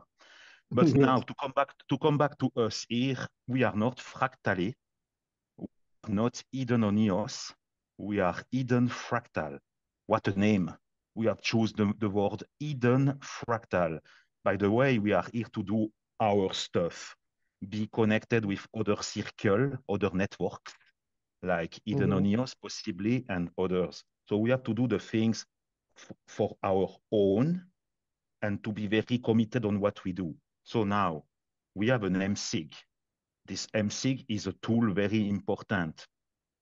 This MSIG is to distribute at the most the funds and the rewards. When you are paid, every time that you join those meetings, you are paid in EOS and Eden Respect and possibly NFTs. Those funds are distributed at the most. Now we have changed the MSIG recently with the threshold. Good point, because that's protect us for some liability issue, also the MSIG. And now about the delegate, we just discussed of that yesterday. That's beautiful into a brainstorming session. When you say yes into your breakout room that you want to be a delegate, you are committed for 4 weeks in a row. I think that's also a liability. That could be a liability problem also. That's better to say, okay, I am okay to be a delegate. I will be committed for 1 week, because that's week after week that you are doing the things. Those meetings are weekly. The contributions are weekly. So if you have a delegate, you should at least be committed for a little week before to have the haze bigger than the body and say, I will be here for 4 weeks. That's not so natural. That's the second point. The third point about the document himself. We are all based in different jurisdictions. I am in Switzerland. So I'm in Israel. and you are in Israel. Perfect. Same time zone as Switzerland, quasi. Okay, so the jurisdiction are more easier in Switzerland about the blockchain. We have some good laws on that. But here we are not working with the law. We are working with smart contract, with total value located in it. The most we work with the smart contract, the most we are outside of all this nightmare of regulation. That's why Daniel Larimer and Fractally have made a pause, because with the UNA that was not clear, and it is still not clear. So before to make an agreement and take maybe some portion of the UNA, that would be better to do a guideline on the processes that we have to do into this Eden+Fractal, because some processes are not yet well crafted or good with a good perimeter. If each process has a good perimeter, then we know exactly how to behave here. Also, if someone doesn't want to behave like he should, he could not, because the process will be so perfect that he cannot do what he wants. That's the processes that are defining the perimeter. So here we have the processes going on. That's beautiful. We have good processes on the left, on the right, on the top, on the bottom. We have good processes, but we should be thinking now about some let's say some guidelines, a document of guidelines and document of processes. What each process is doing, what is the input, what is the output, what is the outcome, to have something very deterministic, because myself, I am here since the beginning, and I am not able to answer to someone asking me, what is the role of a delegate? I have this question sometimes in my breakout room. What, Patrick, if I am going as a delegate, what is the goal? And I am not able to answer him. That's poor. We need really the process very well crafted and explaining what we are doing here exactly before to think about UNA and all this stuff of regulation. Do the things naturally, like, for example, by WireDAO by Michael O'Sullivan, stating in an interview, if you are doing a DAO, think first to do the things between you naturally, organically, before to think about all the possibility of suing and all this stuff. So if we do the things between us intelligently, week after week, then that will come. If Daniel Larimer was not able to figure out how to do the regulation into Fractally, how you think that us, we will find that? So better to make the processes very well crafted, good perimeter, some good guidelines documented on the website, easy to read with some bullet points, not a Shakespeare, that will help us, everyone here. That's what I have to say. Thank you. Thank you, Patrick. Excellent points. And yeah, really appreciate your insights and feedbacks here. I'll share a couple of things. So one, I completely agree that it's important to improve on the processes and make simple guidelines. I'm not advocating that we focus all of our attention to this participant agreement, but I think it is a helpful component in addition to having good guidelines and improving the process and so forth. So yeah, I really appreciate everybody sharing the thoughts here today. And once again, it's not a proposal, so I'm not trying to, I don't think we should pass anything today, but it's just great to put it out there and hear everybody's thoughts. And I encourage everybody over the coming week to share in the Telegram chat if you have more ideas. I'd also be happy to discuss this at the upcoming town hall on Sunday at 16 DC. Everybody's welcome to join, and perhaps we'll have a brainstorming session about this in the future too. A couple comments that were in the chat. Jorge asked, aren't we supposed to be using the live chat on Telegram? yes, that's the plan that I'm encouraging everybody to do. So thanks for asking that, Jorge. Some people are sharing some great messages in the Zoom chat, which might be lost because it's more difficult to keep them there. But Joshua is sharing some great points there. And I'd be very interested in Joshua's thoughts about this at some point. Telegram and Lenny as well. CAC was also kind of sharing some of Patrick's sentiments about how Eden+Fractal isn't fractally, and Eden+Fractal needs to figure out its own processes and protections. I agree. And then Lenny had suggested in the Telegram chat that we agree on basic rules and discuss, and then prepare a textual document in Telegram in the coming days and present to the community in next week's meeting. And delegates, if they're okay with it, can sign a basic rules agreement. So I think that's a good way to move forward. At this point, we're also about 13 minutes away from the end of it, and we haven't heard Pascal's topic yet. So I'm very interested to hear more about this topic from everybody, and I think that there's a lot we can discuss. But I think at this point, we've probably discussed it sufficiently to get everybody thinking about it. And so I'd suggest that we probably move on to the next topic now. And Pascal, if you're ready, if anybody has any last-minute burning thoughts about the agreement, then you could share a quick thought here, but otherwise I will pass it on to Pascal if you're ready to share your topic. Okay, let me just share my screen, if you don't mind. Yep, sounds good. Thanks, Pascal. So, I like your camera style, by the way. It looks all like yeah, cool and cultural. I will be turning off. I update my Zoom and everything is messed today, so I'll turn it off. Okay. I mean, it does look weird at the top, but it looks pretty cool overall, though. Yeah, I'll just turn it off because I'm having this problem since we started, since yesterday. So, so hold on, please.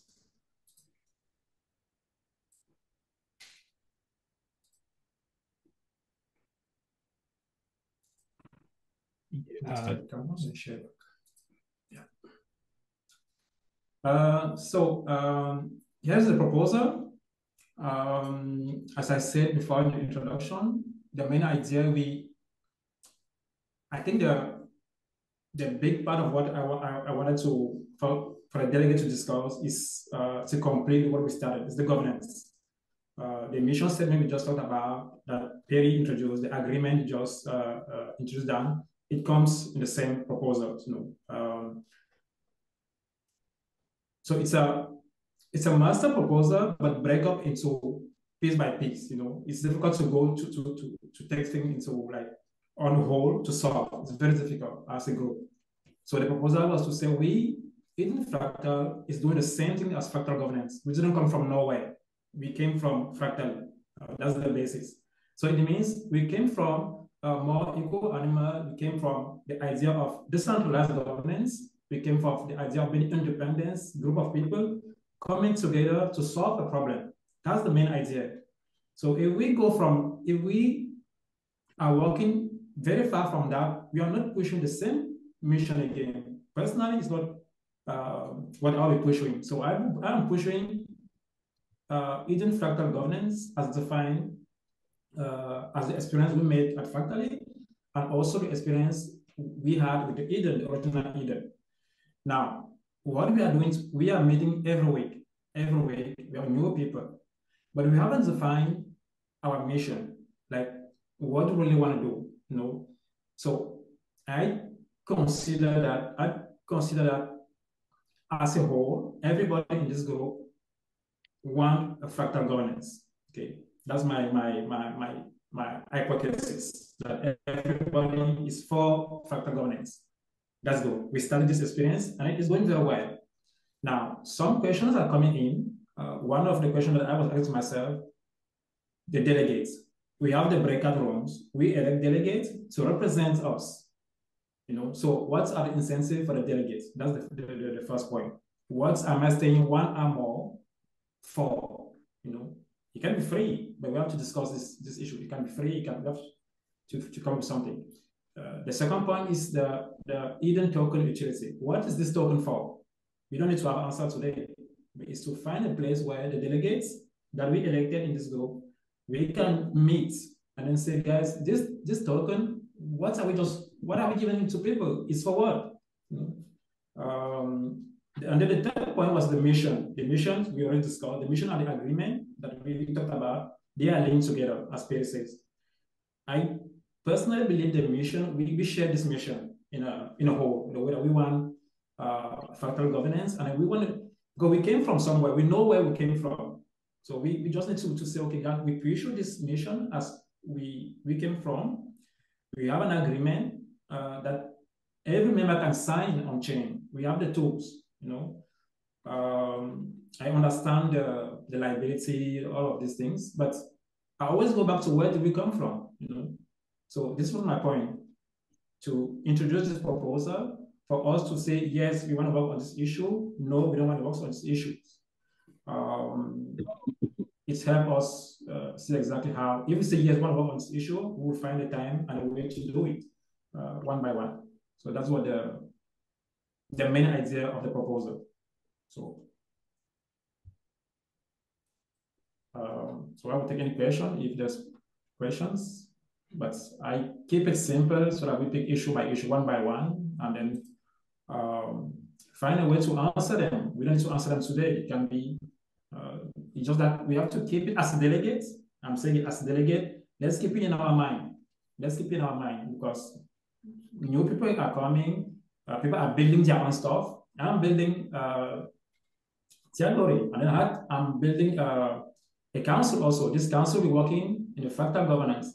But I came in with 10 simple things that somebody want to join Theory Council, it has to be agreed from day one.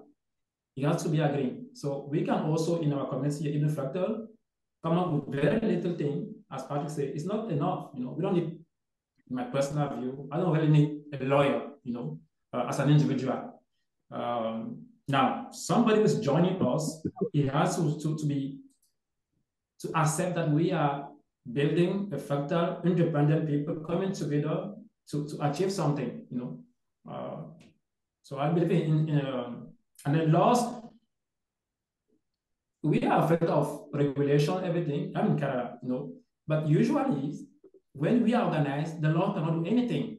You have to be responsible, organized, and the law is there for us. So I don't see any way that a regulation will refuse us, here in Canada at least, to have a token that represents our work. You know, when we come here every week, it's 1 hour, 2 hours. It's valuable. I want to see this token on the market because it's time consuming that we are putting in.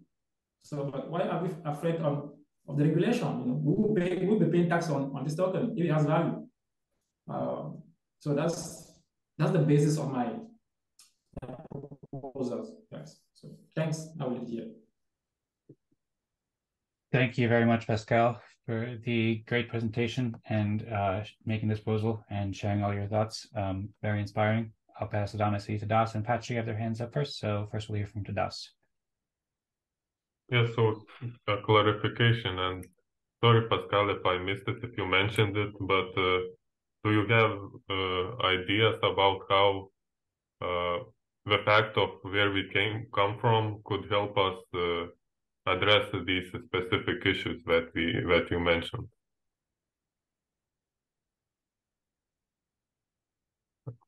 Like how, do you have any ideas about how we could take inspiration from the idea is, are we still aligned with fractal governance as independent people coming together to achieve, to empower us, you know?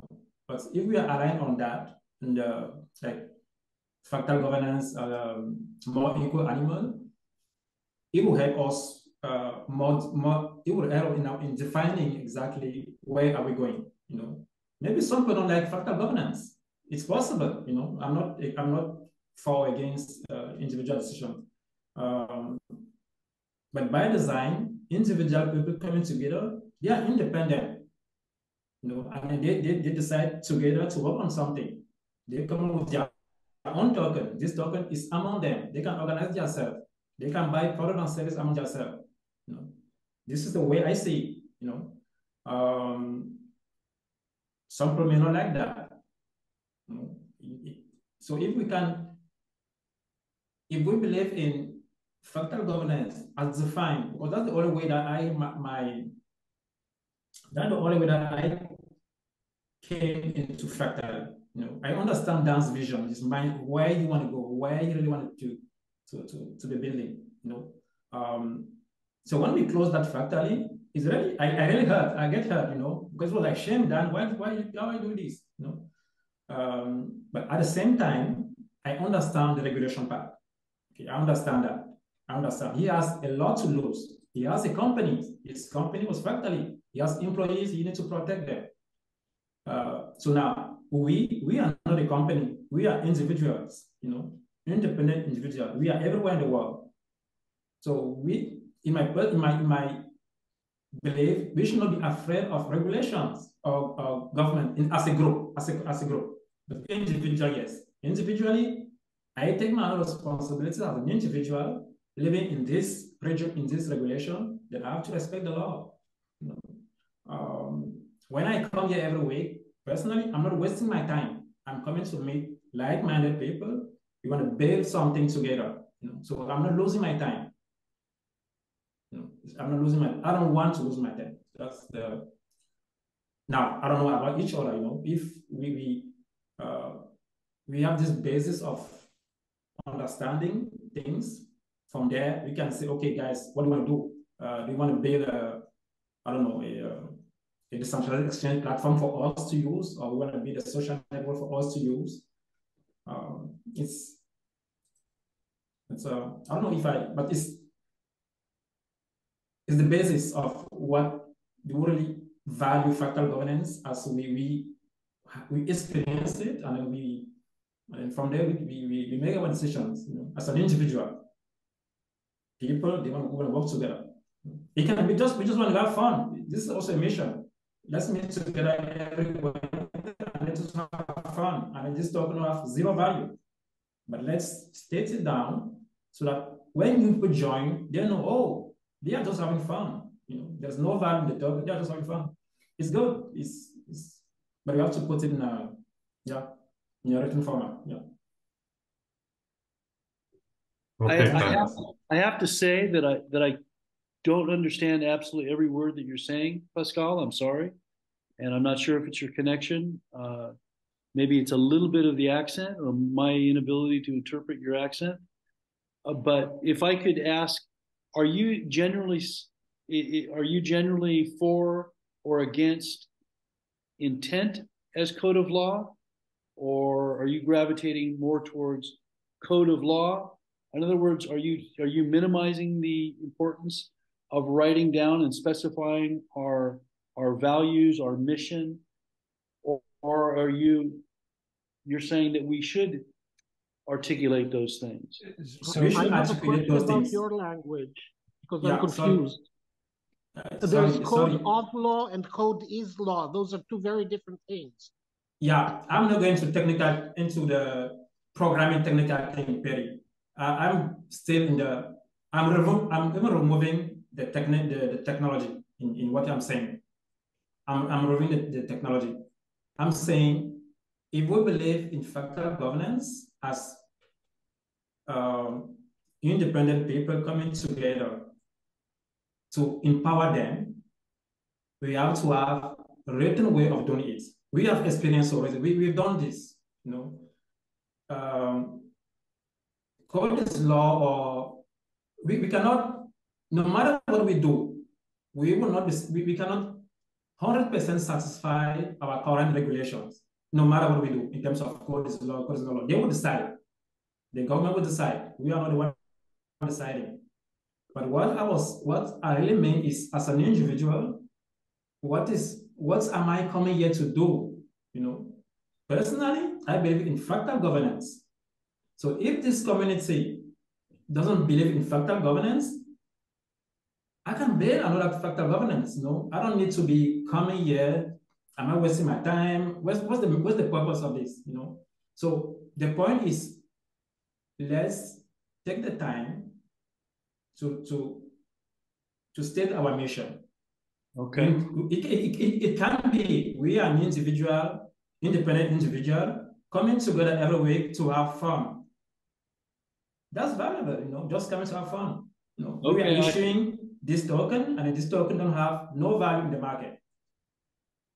Okay, so So Perry, hold on a second. Perry, hold on a second, because right now Patrick's had his hand up for a while, and so let's try to respect the system where we raise our hands. I appreciate you sharing that, and that was some great insights. But if you could, if you'd like to raise your hand and go after Patrick, that would be very helpful. I'm looking forward to hearing your thoughts. Also, I'll add to just a logistical note. We're at the top of the hour, 18 UTC, so that kind of formally concludes the hour that we had scheduled. So Perry, if it's okay with you, if you could repropose the topic that you made from last week and make it for next week, because I think that we'll have some more time to discuss Pascal's proposal here. Perhaps we can discuss it informally after Pascal's, if we'll all be around here for a while. If anybody has to go, of course, at any point, everybody can feel welcome to do so, but we'll probably continue this kind of just informal or open discussion, but it's the same thing, trying to respect each other, raising hands and stuff like that for maybe another half hour or so before we close the recording. Sometimes we hang out for longer too and do an audio call off the recording. So I welcome everybody to hang around and listen or continue sharing your thoughts. But once again, thanks everybody for joining, and thanks for all the great thoughts. Thanks Pascal for the great proposal, and yeah, thanks for all the great discussions. Looking forward to more. But anyway, with that, I'll pass it on to Patrick now.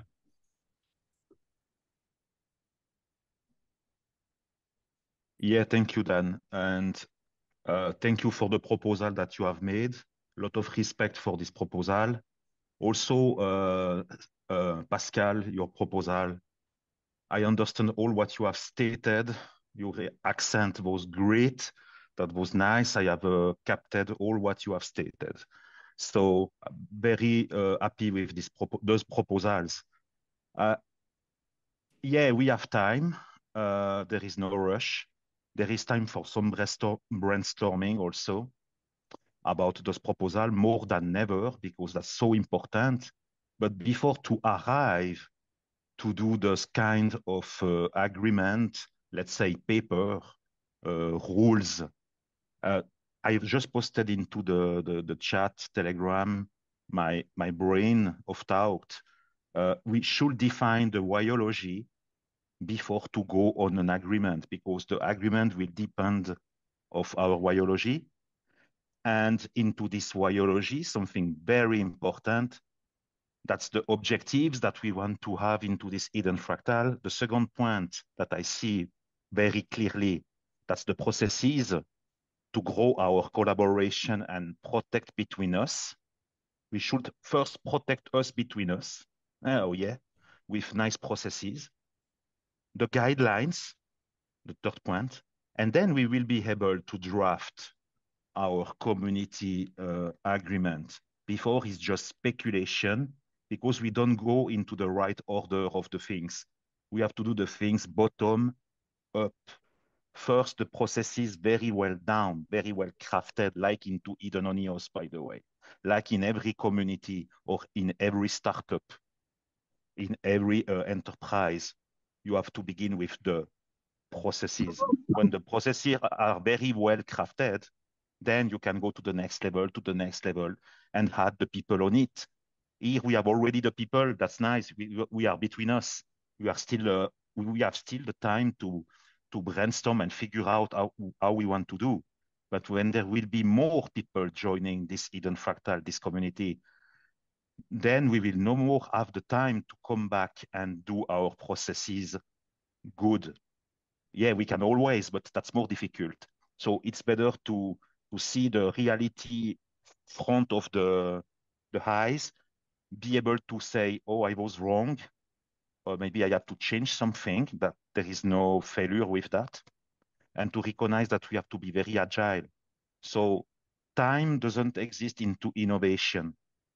The time doesn't exist into innovation. So we have the time. If we think that we have no more time, it's because we have some problem on our shoulder or pressure on the external.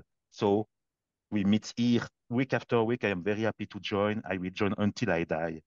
And I encourage everyone to join here and to be able to say the things and to challenging us.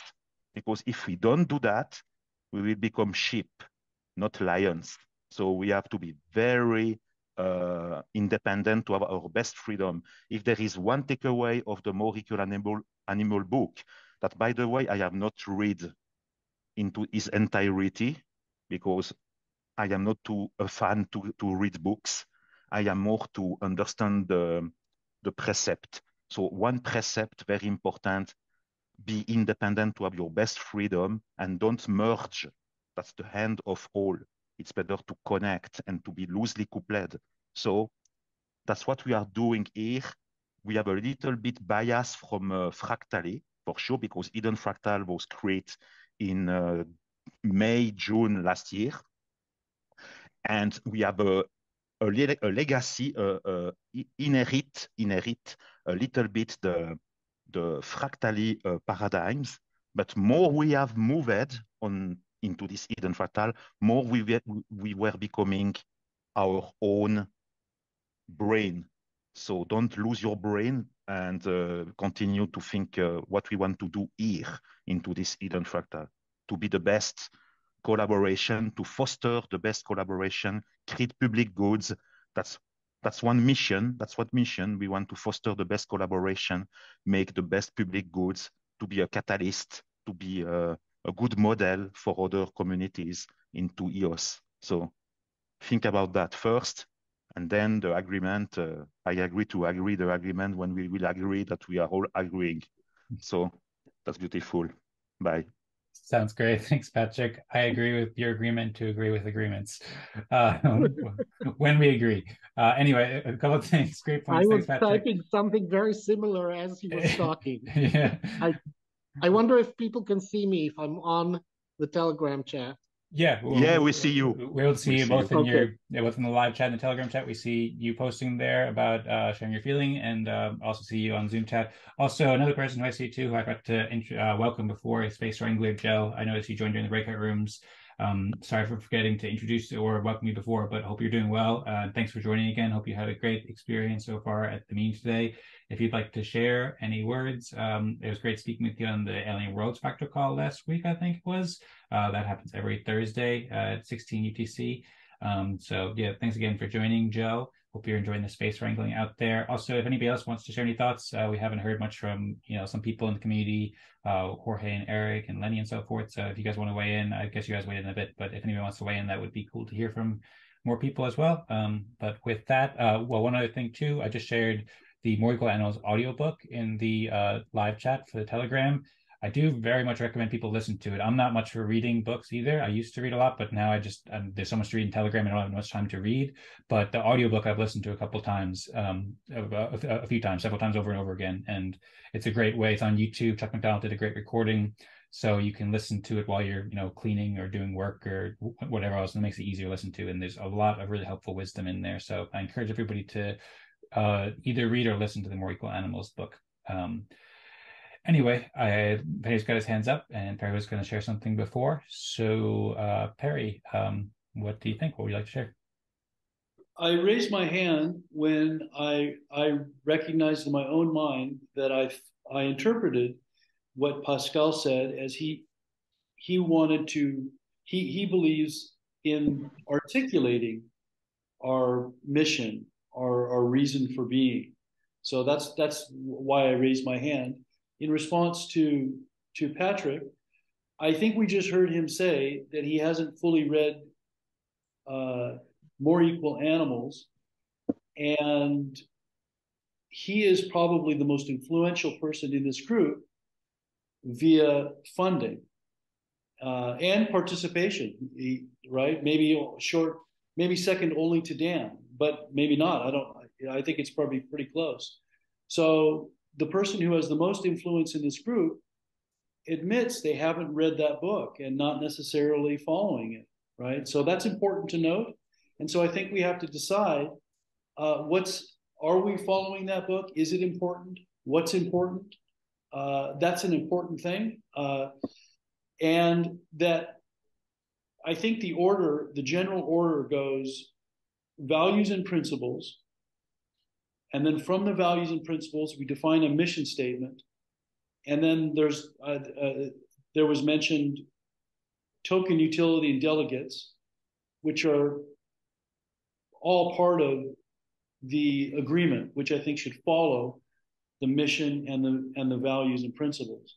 So I think those are the orders. We have to decide what are our principles, what are our values, what do we value, And then we can craft a mission statement. And then from there, we have an agreement that reflects the mission statement, which reflects the values. And so I think that's the order that we need to go. And I think we need to kind of work that out between ourselves, what we want to do. Thank you. I just realized I was muted. Thanks for sharing your thoughts, Perry. I see Patrick has hands up. I see Lenny had his hands up too, but I guess Lenny had to go. I'll pass on to Patrick in just a moment. But a couple of things I'll do just before passing on to Patrick. One, I'll just caution against focusing too much on any individual in the group and perceiving too much influence. I mean, there's a lot of people. I don't agree with the assessment that, I mean, Patrick had a lot of influence in the group because he's a great community leader and he's done a lot, investing a lot in the community, hosting brainstorming sessions and so forth. But it's certainly not, hold on just 1 second, Patrick. It's certainly not like one person. There's many people here, like Tadas came up with many of the proposals for how we're using. Vlad has been at every meeting and guiding it very much. Jorge, Eric, I mean, there's a lot of people who are doing great work. So I would just caution against focusing on too much on anybody else, on any one individual. And also, I very much encourage everyone to read More Equal Animals and listen to it, because I think it's really got a lot of helpful wisdom. But that's also, I think Lenny had made a comment, maybe that's what he was sharing too. It's not the only source of wisdom. There's many other sources of wisdom as well. And I know from speaking with Patrick a lot, he values collaboration a lot, as do I. And I think that that's something that's touched on More Equal Animals, but there's also, other parts of it that aren't touched so much. But I completely agree with what you're saying, Perry. Like as far as thinking about our mission and also encouraging people to better internalize and put into practice the principle of More Equal Animals. I believe that's a very important thing that would be helpful guiding for us. So thank you, Perry, for sharing your thoughts. And with that, I'll pass it on to Patrick. I just want to answer to Perry very clearly one time, and I will not come back on that again. I just want to tell you, Perry, I am not here to have any influence on anyone. You put word into my mouth and you want that we see the things through your eyes. By the way, when you have an art or a beautiful tableau, a beautiful piece of art, you see this piece of art with your eyes and you have an impression of this art and you say, wow, beautiful. Someone else will see with his eyes, he will say also, maybe, oh, I don't love this art. That's very subjective. So you cannot expect that the people will see through your eyes. You see with your own eyes, everyone see with his eyes. Now, about one thing very important before the More Equal Animal book, which, by the way, I have read, but not entirely. So you have not to repeat that again here into the entire room. Patrick has not read the More Equal Animal book, and he should read when he is so influential. I am not influential. I am just first be with people that I love. I am here because I love Dancing Joy. I am here because I love Vlad. I am here because I love Tadas. I am here because I love Jorge. I am here because I love CIC. I am here because I love Pascal. Also, if maybe we don't speak very well English, everyone, I will say a word here that I know that Dan is not okay with that, but I will say, I fucking don't care. So now I speak as I speak, I behave as I behave, and I will continue to do what I do every day, every night, until I die. So I fucking don't care about to be seen as an influential guy that I am certainly not. I am just working, and I encourage everyone to do videos, to do like Eric Westrich, doing some good videos and all. And if you have a proposal, continue to do proposal. That's your right to do. But don't see me as the guy, the capture guy of this Eden+Fractal, or the capture everywhere, because there is no capture here. We are just collaborating between us to have the best experience possible. Like Dan is repeating on every episode, we want to have the best experience possible. Soon may be a little bit empty, but it is not. I arrive to the conclusion, yeah, that's what link us together. It's to have the best experience possible. Oh yeah, baby, and to have fun. Because if you begin to say, oh, there is too much influence here, what's the point? We are just meeting between us. We want to have a good experience. And yes, I have fund this fractal fund. I have give some EOS to this MSIG, which by the way, Perry, when you join the meeting, you are paid with those EOS that I have gave to this MSIG. We are here for 20 weeks with this MSIG, thanks to my contribution, but there is not only me. Dance Enjoy has also gave EOS for this MSIG. And I encourage everyone, and this is not required, if you have some EOS of your delegate level 1 fund as a Eden delegate, use maybe some of this EOS to give to this MSIG and to let's circulate more EOS between us, because that's not the time to go to someone else and cry on the knees and say, please, no, that's never good. That's never good. We have to help us between us. So I help other projects because I believe into their project, and I am not giving carrots and all this stuff that I have read. That's totally insane. So now finish with the influence, finish with all that, and that will not detach me of my purpose. I will continue what I have to do, the brainstorming session and all this stuff. That was a great episode yesterday. I have released the video rapidly before this Eden+Fractal that everyone can see. And we were able to admit that the proxy proposal and the delegate proposal, that's not the time. That's too early. We need tracking tools for that. So let's move on the mission and all the rest. I agree with Tadas on that. I agree with Dance Enjoy on that. And it's not because we are doing the brainstorming session between us. It's because we want to have a good fractal. And thank you, Noam, to have joined. Voilà. That's all. And thank you, Perry. I love you. No, I was waiting for that. You said you loved everybody else except me. Thank you for finishing. No, I love you too. Thank you. You challenge us, but don't put word into the mouth of me, please. Thank you. I'm not putting words in your mouth. You're the one. You've been very clear to say that if depending on your behavior, you're going to get funded. It's on video. I didn't say those things on video. So Perry, let me stop you here for a second because Jorge hasn't spoken for a while, and I'd also like to share some comments too about this as well. But first, I want to hear from Jorge. Jorge, you're muted. Yeah, thank you. I wanted to say that I stand 100% here by the heart of Patrick. I'm sure he has pure heart, as the most pure of us here. And I also want to stand by the brain of Perry. I'm sure his intentions when bringing up all these possibilities are for the benefit of the community. So let's get what the most value is from both sides. And let's keep our community strong and pushing forward. That's what I wanted to say. Thank you. Thank you, Jorge. Very well said. Got a thumbs up from Vlad for anybody who's watching. Pascal in the chat, we all want Eden+Fractal to be successful. Let's use the best of each other. Tadas said, very well said, Patrick. Thank you very much, Jorge, for sharing that. That's a great little speech. Perry, before you go, I just want to add on one other thing, but I'll let you go just after that.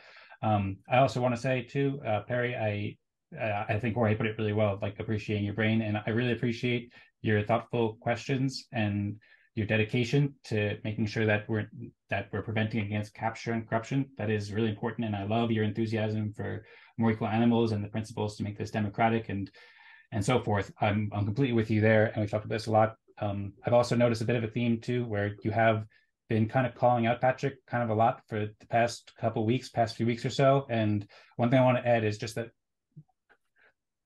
one thing we don't want to add, well, two things. First, we don't want to make people feel uncomfortable, feeling like there's tension going on between two community leaders. And so I hope that you and Patrick will be loving it, and we all will work together, kind of like how Pascal wrote, and like we'll be able to use the best of both of our abilities. But I do want to just make a note of that, Perry, you have gone after Patrick a lot, and I think that could potentially make people feel uncomfortable if it's repeated and there's tension in the community. And I also certainly don't want to discourage people from Patrick, leaders like Patrick, from doing more. When we put pressure on people who give so much to the community, then that could make them think, oh, well, maybe it's not welcome what I'm doing for the community. Or maybe it could make somebody else who's thinking, maybe I'm going to help with the community. Maybe I want to provide some funding, and maybe I want to go help host some sessions and so forth. But if they see people getting a lot of challenge and so forth for helping out, then that could discourage people. I agree with Jorge, what Jorge is saying, like we need a challenge. I'm a big fan of eustress, the idea of like having that kind of anti-fragility, making sure that like we're challenging each other and so forth. So I appreciate that a lot. But I just wanted to add that in there too, because I think this kind of has been a theme, and it's just something that maybe we should just address and put that in the open. I shared a message a couple weeks ago to show some support for Patrick, because he's been doing a lot of great work, and I really support what you're doing, Perry, too. But I hope that we'll get along and there won't be so much tension, and we'll make the best of this. So, well, there's my first, speech. I'll respond by saying the first item is that Patrick started that by responding to my proposal, literally saying in the video chat that he doesn't trust me. So that's number one. Number two, I think the proposal from Jorge is a valid one, and I would suggest that if money comes in from donors, that's fine, but how it's actually spent and how it manifests in software and tools should be a group decision. What is happening now is he's paying people directly behind the scenes. They're creating things that are tightly coupled to his personal interests, and we're all pretending here that we're participating in decentralized governance. Okay. Hold on a second, Patrick, because Tadash shared some thoughts. I have to answer. I have to answer. Not you, Dan. Not you. Not you. I was Thank you very much. Before Tadas. Just Rapid. very short. Patrick is you're talking about Patrick donations to directly to other people. So those donations are Patrick's own donations out of his own will to us. It's not he's not donating on behalf of Eden+Fractal, and he's not directing at all. For example, me, he's not at all directing me what I should do. So he's totally not influencing. No. So why is he getting links, direct links, buttons on your software? Voila, we come on the point, and I will answer you why. Because you don't get it. You don't see the. Yeah, you can laugh. That's okay. I know you. You are Dr. Reville. I know you. Now I will come to the basic of the things. You say I have put this situation at the base layer that we are in this situation now. I just want to remember you when you were presenting dnews.zone, which, by the way, I love it because I think it's a very good tool. We have our videos there in RSS gathered, and it is on dnews. I was the first to use this service, one of the first, and I still love it. I still love it.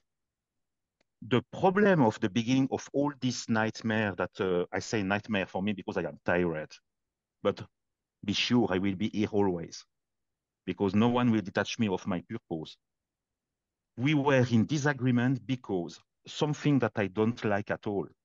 When you present your solution, dnews.zone here on this channel in public recorded video, by the way, by Dan, and that it was never cut, these seconds. He leave these seconds because he's accountable and he wants that the people that speak here, we can go back and see what that was picked. You can go back on your video and I have take the seconds for the eternity.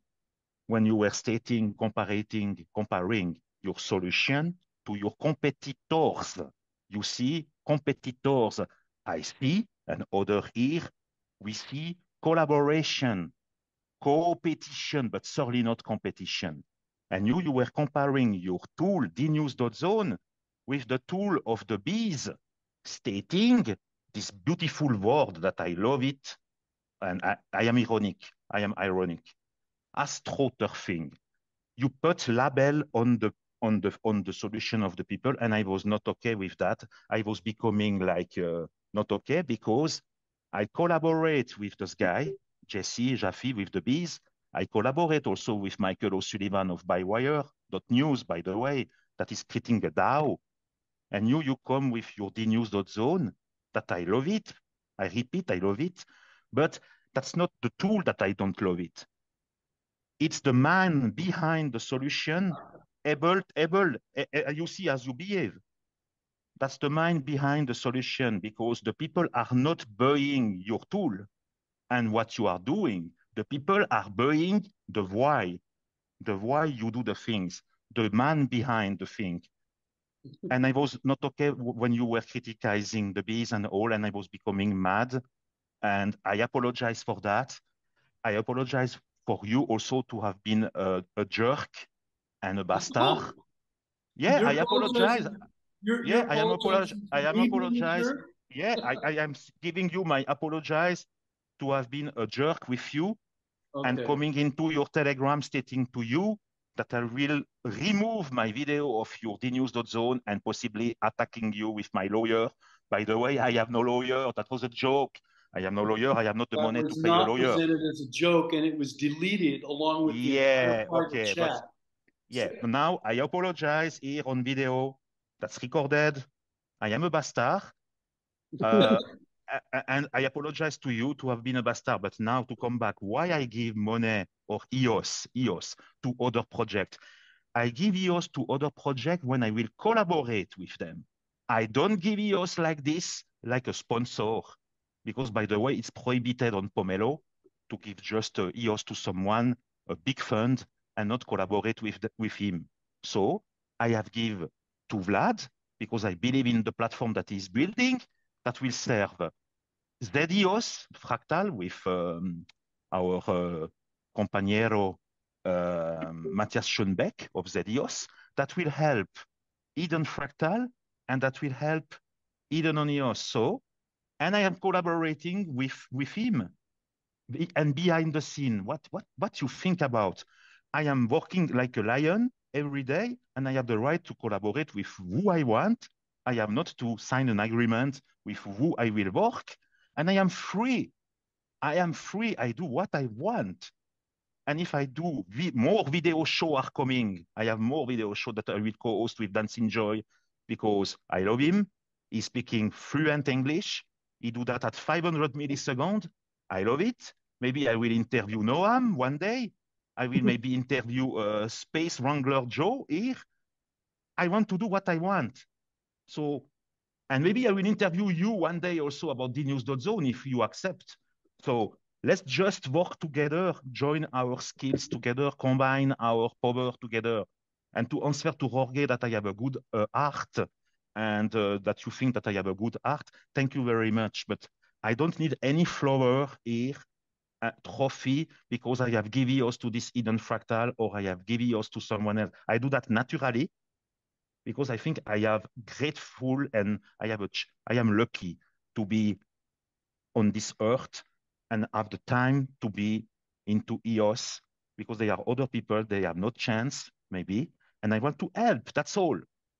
So finish with the influencer or the capturer giving carrots to everyone. By the way, I am not a rabbit. I don't love the carrots. You are entertaining. Thanks, Patrick. I appreciate your entertainment, Patrick. Thanks, Patrick. Before Jorge goes, I want to add on something too. Just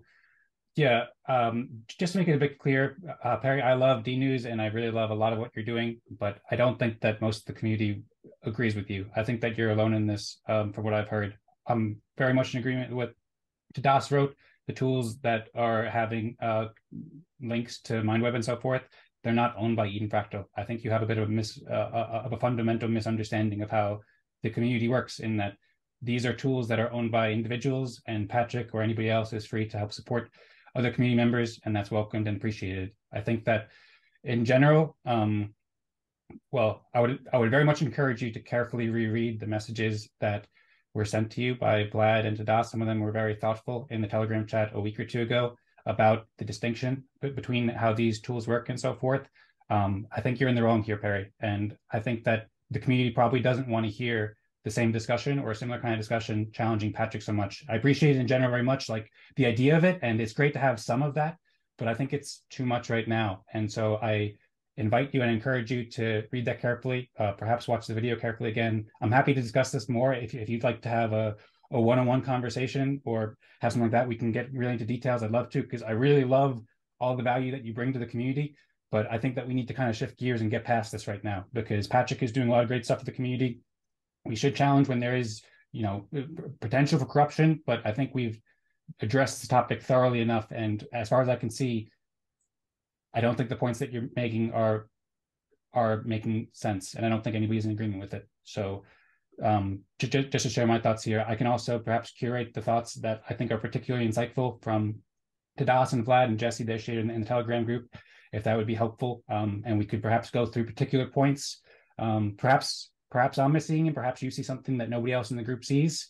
That's always a possibility. That's happened throughout history. But at this point, I highly doubt that. And I think that there's just a misunderstanding that's causing you to feel like Patrick has some sort of oversized power over the group, which I think is untrue. I'm not without potential for flaw, like anybody else. I'm very happy to peacefully debate this, but I think it goes to the absolute core of why we're all here.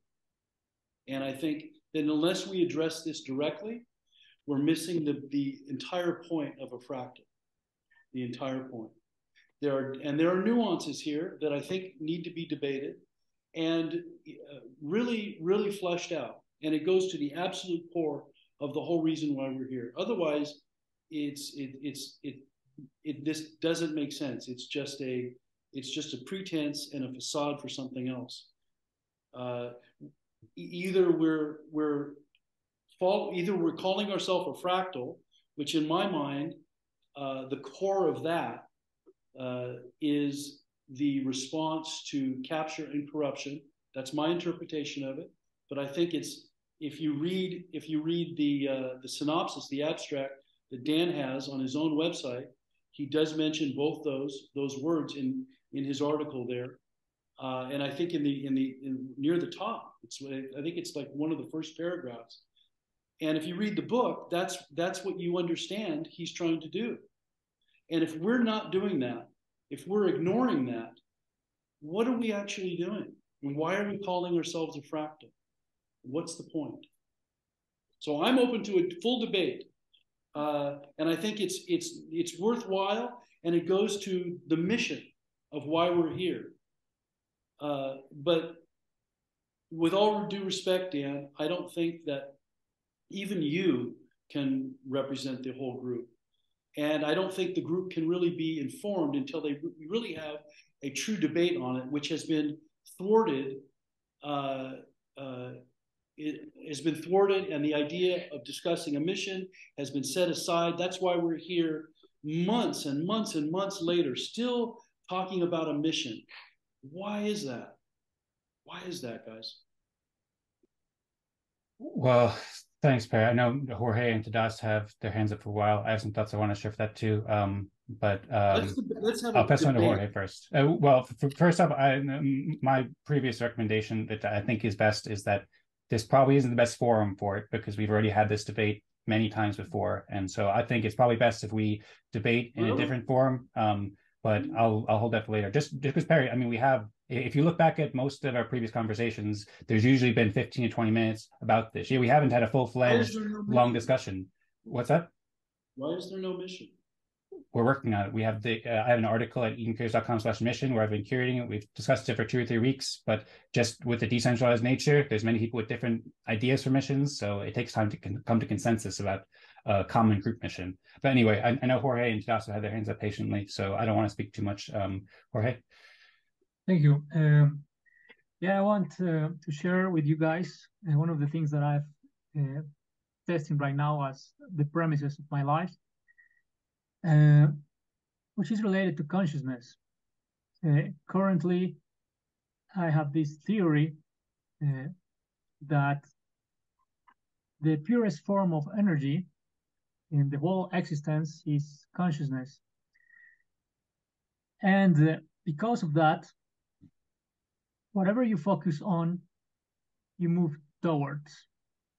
Whatever you speak about, you create. And that's particularly true with people. So I want to encourage us all as a community to talk about and focus on the things that we wish, the things that we want, not the things that we fear or the things that we dislike. Because at the end of the day, it's a matter of energy, of where the energy is going. I used to be like the guy who is actually focusing on all the things that could go wrong, and I damaged my family really hard because of that. And at some point, my ex-wife, I used to criticize her a lot for a lot of things. I used to tell her, you are like this, you are like that, you are such a disorganized mess. And at some point, out of nothing, she yelled at me. She yelled, you made me like this. You made me this thing that you are criticizing. And connecting some dots, I became to realize that maybe she was right. I was, by my words, by the way I was focusing my attention, creating that thing that I disliked so much. And if you look at this, even at a broader perspective, the way the powers that be work actually use this thing. That's why there has been so many movies about deadly viruses and extraterrestrial attacks during the last 30 years. Maybe 10 big movies during the exact same themes during so many decades. So please, guys, let's focus our attention and energy where we want to go, nor I have the solution. where we want to I have the solution, Tori. flee away from. Thank you. I'm just pointing out problems first. I have the solutions. Okay. So thanks, Jorge. Once again, wonderful speech, and I completely agree. And encourage everyone to listen carefully to Jorge's words, perhaps in a recording. Tadas? Yeah, so I really like what Jorge is saying. And I would like to add, imagine what we can achieve if we as a group reach consensus about what to focus on. So just something to think about. And to answer Perry, I think you're right in some sense that we need to, it makes sense for us to figure out, I wouldn't say the mission, but first the principle on which we want to operate. And I can see already that I have some ideas about the first principles according to which the security, let's say, of Eden+Fractal is based, and I can see that you have totally different ideas. And so I agree that it's worth discussing more, but currently I don't have the energy to really go into it. But yeah, I would just say that when you criticize like this, I think you sometimes go to the conclusions too fast. Like you say, you almost said that Eden+Fractal is corrupt instead of asking us how do we think that Eden+Fractal should operate. Like maybe let's start there and then discuss and see if you're right or we are right. So yeah, just some thoughts. I would love to answer Jorge and Vlad. And I will start by giving you a little bit of my personal history. I was very lucky. I had a very good childhood. My parents were wonderful people. And they sent me away for 1 week, along with my brother and sister at different times, for 1 week to learn about the power of positive thinking. So I spent, when I was 14 years old, 1 week at a seminar in the summer at a university that was just us young kids, and we learned about the power to think positive. And it came from my mother and my father, and it's an important part of my life. And I employ it every day. And I also meditate every day. I'm 40 years transcendental meditation. But at the same time, I have to balance that with the idea or the reality of how to change things. Like, for example, how would governments change? How would societies change without revolution? So it's more, I see more of a yin and yang there. We need to have, and I also like to propose solutions when I suggest there's something negative that needs to be changed. And I have answers to all this stuff. But I think I think we can all agree that if you've got something wrong in your life or in your business or whatever, what have you, that the very first thing to do is to bring awareness to it. We need to bring awareness that a certain way of being is not conducive to what we are projecting to ourselves and to the public of what we want to be. There's a disconnect there, and I'm starting with that, taking note of where we are before I'm suggesting all the solutions. But I have the solutions.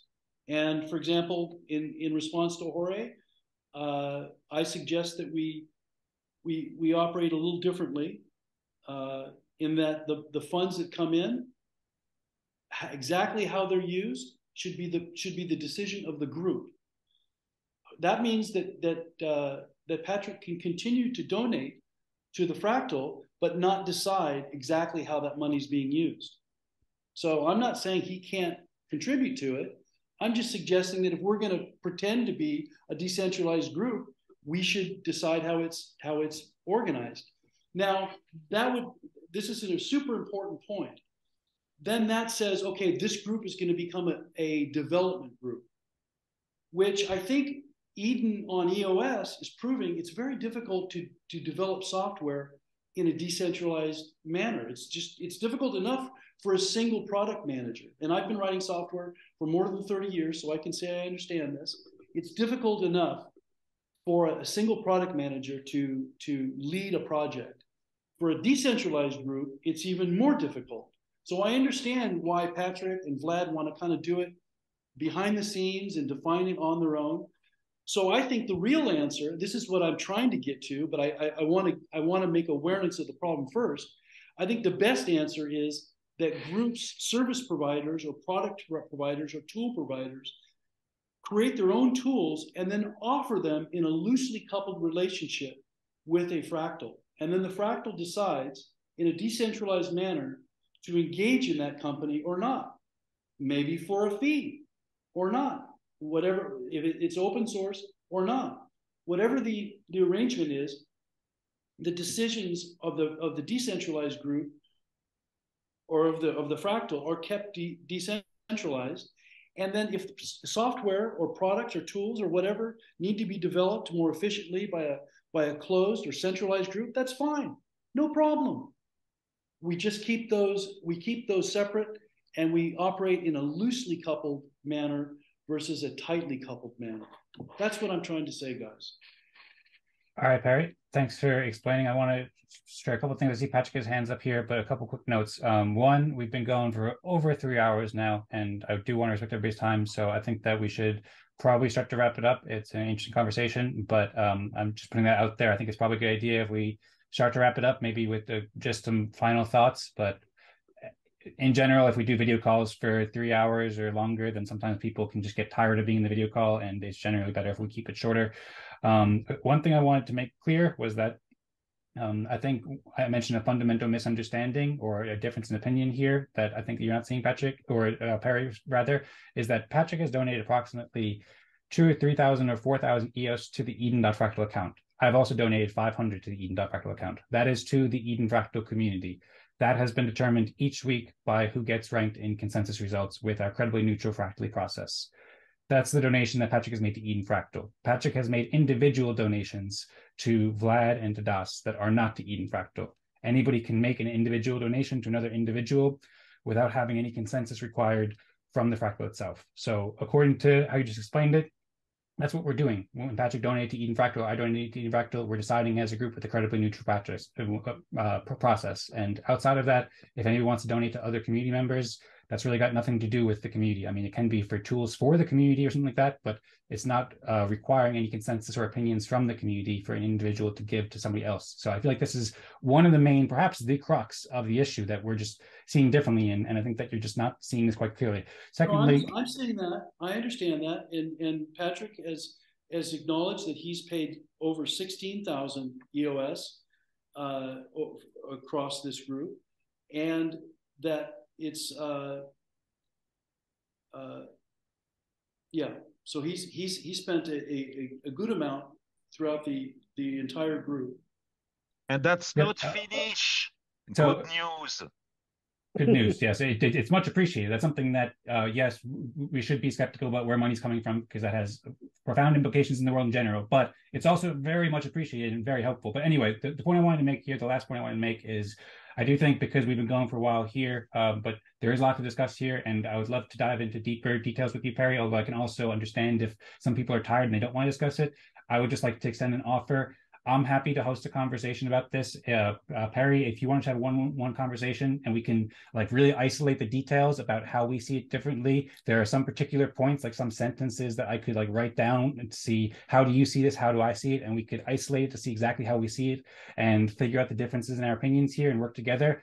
And I'm also happy and looking forward to hearing your ideas and your solutions. I'm glad to hear that. But yeah, I'm just going to offer, I'm available. I can do that on most days. So if you want to do that tomorrow, it could just be me and you, Perry, or we can invite anybody else who wants to join too. I welcome anybody else to join, but I think that I don't think isolating it is the answer. Everybody, no, I think, needs to hear. So yeah, so the isolating, I was talking about particular points. Isolating, this is the point of disagreement. I'm not talking about isolating from the group, but I do think that it's worthy of having its own forum space, its own space where we talk about it. We could potentially talk about here at the Eden+Fractal meeting, but there are so many other things we have to discuss at the Eden+Fractal meeting and we've discussed this quite a lot at the Eden+Fractal meeting, that I think that it's worthy of having another event, like if we were to have a meeting tomorrow or on Friday or on Monday or something like that, and invite everybody. I encourage everybody to join because I think it's a helpful discussion. We could also record so everybody can listen to it too. I'm happy to do it however you'd like, but I do think that and I welcome you to make more proposals in the future if you want to make this as a focus topic. I appreciate that you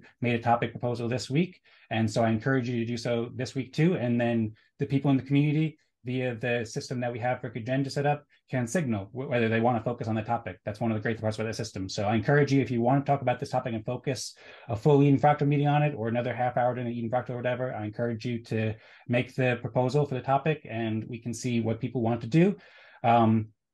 That worked great. And then in addition to that, I'm also offering that we can have a conversation basically whenever we can figure out a day that works out well for both of us and invite everybody else who wants to join, and we could also record it and we can prepare so we can find differences and similarities in opinions. And I think that will be very helpful. So I hope you'll consider that. And if not, that's okay too. But I think that would be a great way to proceed because there's a lot of wisdom we can learn from here. So I appreciate that. And yeah, also we have been going for a while. So I think that would be my final statement for the day, my final long rant.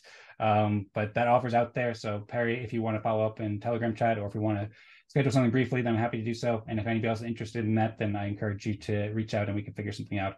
I know Patrick has hands up and Perry still has hands up. So if you guys want to maybe share some final thoughts before we stop recording, but I think we should probably keep it short, and we're 10 minutes from the top of the hour. So I would say let's aim to wrap up the recording by 10 minutes from now. We could also continue with off-recorded conversations after that too, but let's try to wrap up the video within 10 minutes if that's good with everybody. I'll give Patrick the last word, and I'll say that what I think is happening now is that the money is coming in, and it's being defined by, we're using tools that are being created while we're supposedly participating in decentralized governance. But the actual tools themselves are being centrally controlled, and we don't have a gate of approval of those tools. So things show up, links show up, buttons show up, functionality shows up, functionality disappears, whatever the case may be, all of that is happening without our approval. So another possibility is that we operate kind of like a software company in that one aspect where we actually approve of the tools that we use. We go through a process of saying, okay, here's the tool that's been offered to us. Let's check it out. Let's run through it. Let's see how it works. And then that particular GitHub, that particular version is the thing we use so that we know it hasn't been tampered with. We know what the code is. We know how it operates. Everybody agrees. But what's happening now is that it's just kind of going on, and every week, and we get software and we get links and buttons, and that's not, I think, the direction that we should be going. Let's think about the ultimate use case, which is AI, something controlling something as powerful as AI. Do we really want it to be tightly coupled with some service providers? No, we don't. We want it to be as clean and as abstract as possible. And that's what I'm trying to do, is I'm trying to create a win for this group in that way. No one is going to try to adopt this software trying to think about who's going to play the Patrick part. Okay, so you are mentioned Patrick, you are mentioned, and your final launch is showing as you are so evil. That's incredible, and I am not fear to say the word. You are totally evil. You don't see what we are doing here. Edit? And Evil, you are Dr. Evil. You know the Dr. Evil, you make always like this at the end of the call. Evil, you know that? Dr. Evil. Okay. Yeah, Dr. Evil. Okay, you have very well understood what I want to say. Don't play on the words with me. I honestly didn't. I am not stupid, and I understand very well from where you come from.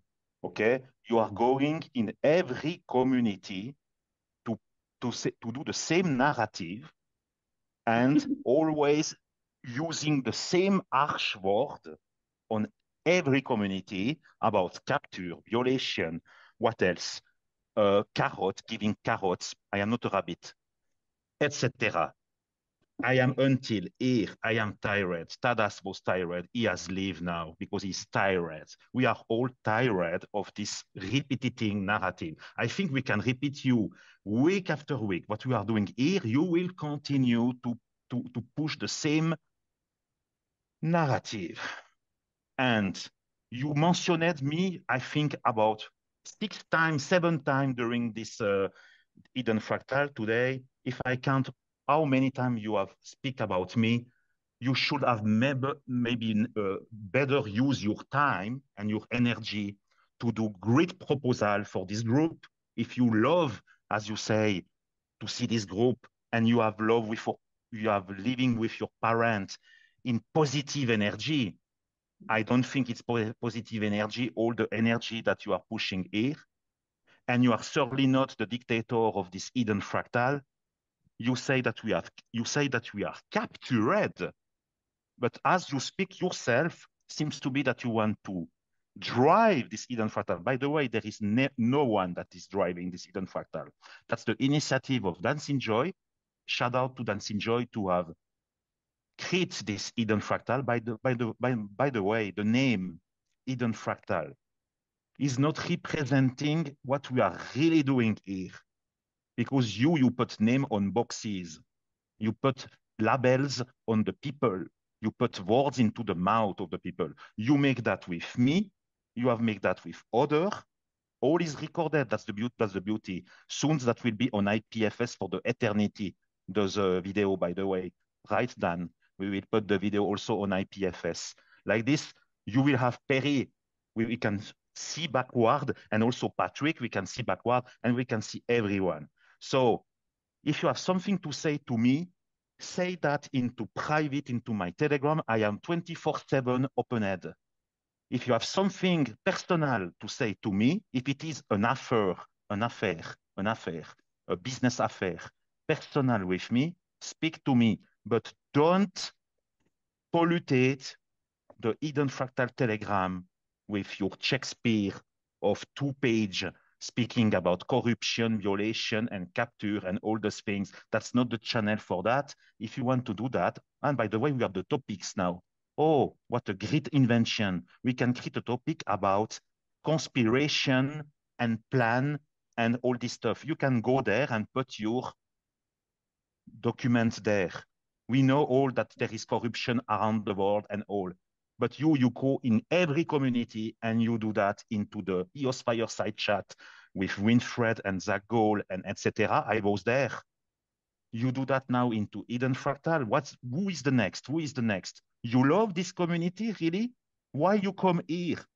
Before to say what we are doing here or why we are doing the things here, think about you on your own. Why are you doing what you are doing? Why are you coming here week after week and repeating the same narrative?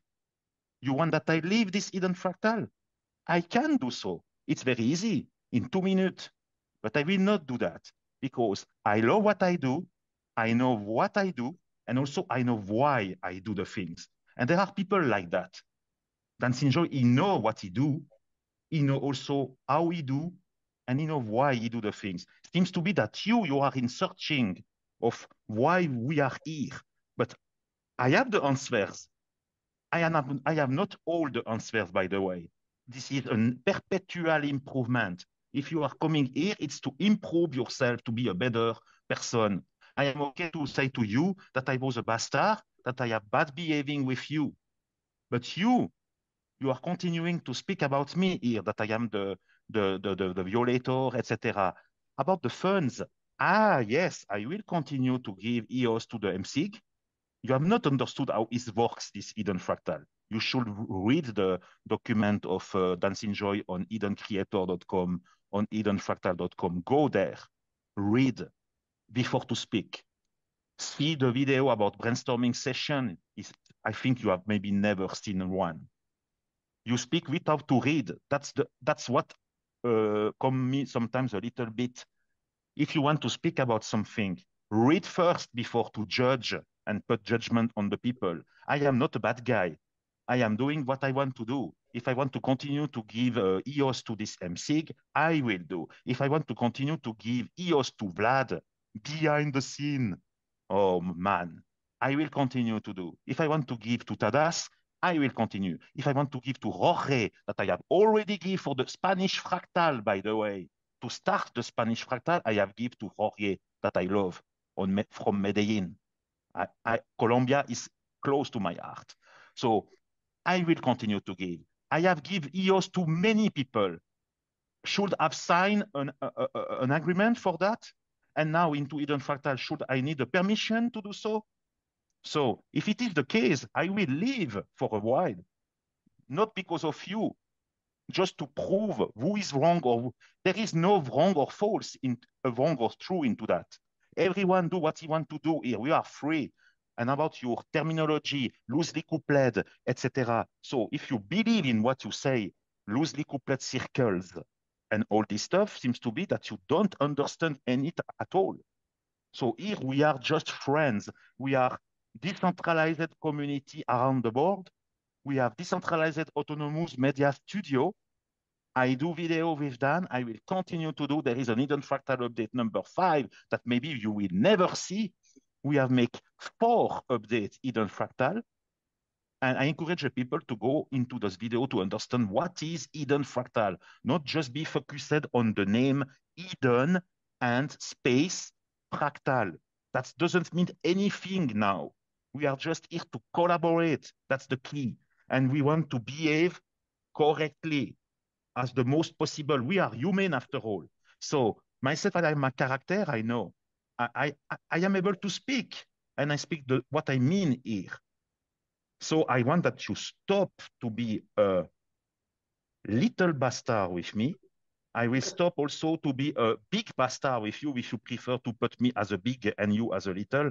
Like this, we can continue here to agree what we want to agree and etc. So come here with a good spirit, positive energy, because now it's not positive energy. It's just pushing us into the bottom. We were into a good road, speaking about the mission and all. Then we have a parenthesis on dnews.zone. So if Patrick, you want to continue to speak, not just to finish, if you want to continue to speak about dnews.zone, make a new proposal and we will discuss We are here to brainstorm and discuss here.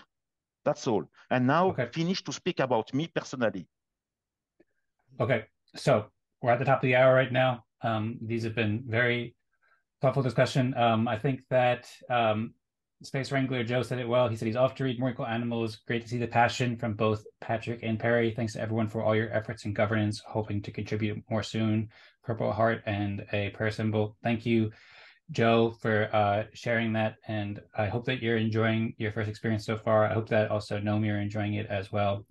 I do want to respect everybody's time, so I'm going to start to wrap up the conversation of the video recorded part, although I welcome everybody to stay after the video recording ends. I'll end it momentarily, and we can continue discussing things off of the air if everybody wants, although I can also understand we've been here for a while. If people want to head, then that's cool too, of course. I'll just add, I think there's a miscommunication and a misunderstanding problem. I think that Perry wants the best for the community. I think that Patrick wants the best for the community. I think we all want the best for the community, and we have to communicate better, and we just have to get over some issues, and then we can, like Tadaf was saying, we can all work together to do really, really helpful things. Once we're all coordinated, then we'll be able to move so much faster and make so many more great things happen. I encourage everybody to listen to the video. It will be posted on there. There was also some great comments in the chat about CAC said Perry is beautiful, and Pascal was saying everybody has the right to do with it, want the money and stuff, but I won't go on anymore because we're going on for a long time. I'll encourage everybody, if you want to join the EOS Fireside Chat in a few hours today. Also, the Alien Worlds Unconference planning sessions tomorrow at 16 UTC and 17 UTC, and the Healer Sphere Space at 16, 17 UTC on Friday, and the Town Hall at 16 UTC. My offer is still open as well. Perry and anybody else, if you want to have a discussion about this. Perry, if you also want to, I'd be happy to help promote it too and share it in the groups, and perhaps even do a little bit of branding so that we can attract more people and have a more engaging discussion. And I encourage everybody to also make proposals for topics in future meetings too. I think that I'll just leave it there. If anybody, if Noam, you want to share a couple last words, or if I know Perry, I would like to figure out how to make contact with you after this is over, so we can talk about things without bothering everybody else. Sounds just great. so I can catch up to speed. Yes, sounds great. I'm That's looking forward to that idea. and happy to discuss with you.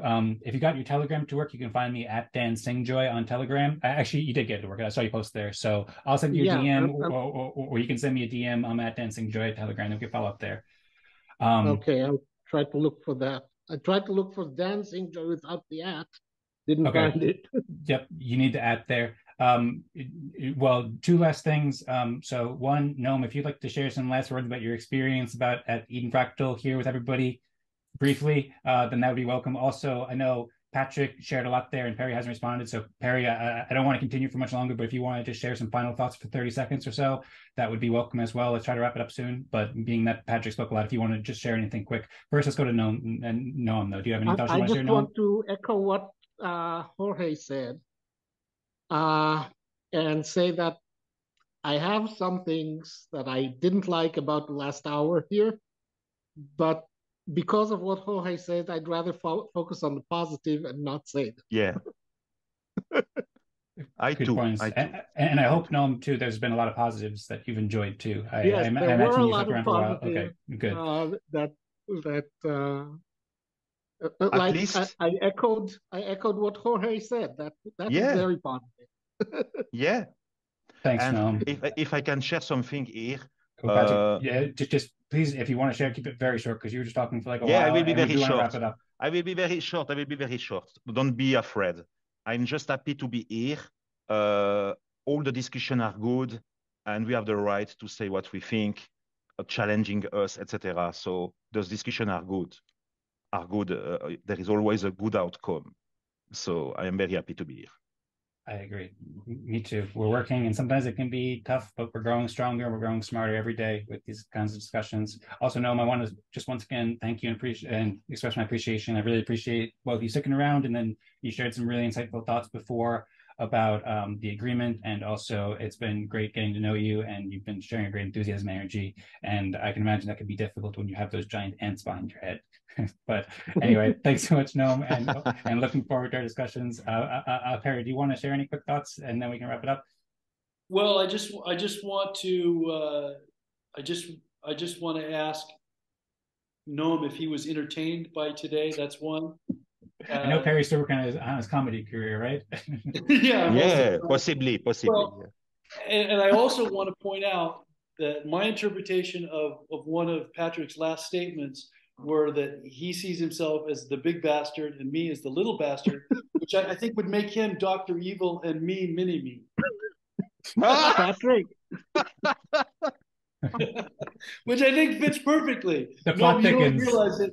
You don't realize it, but that's. I think that you love me and I love you. That's the problem. We love us too much. That's why we are big bastard.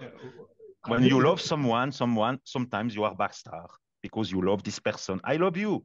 So you love me. That's right. So smack. I love you too, Patrick. I love you too. Voila.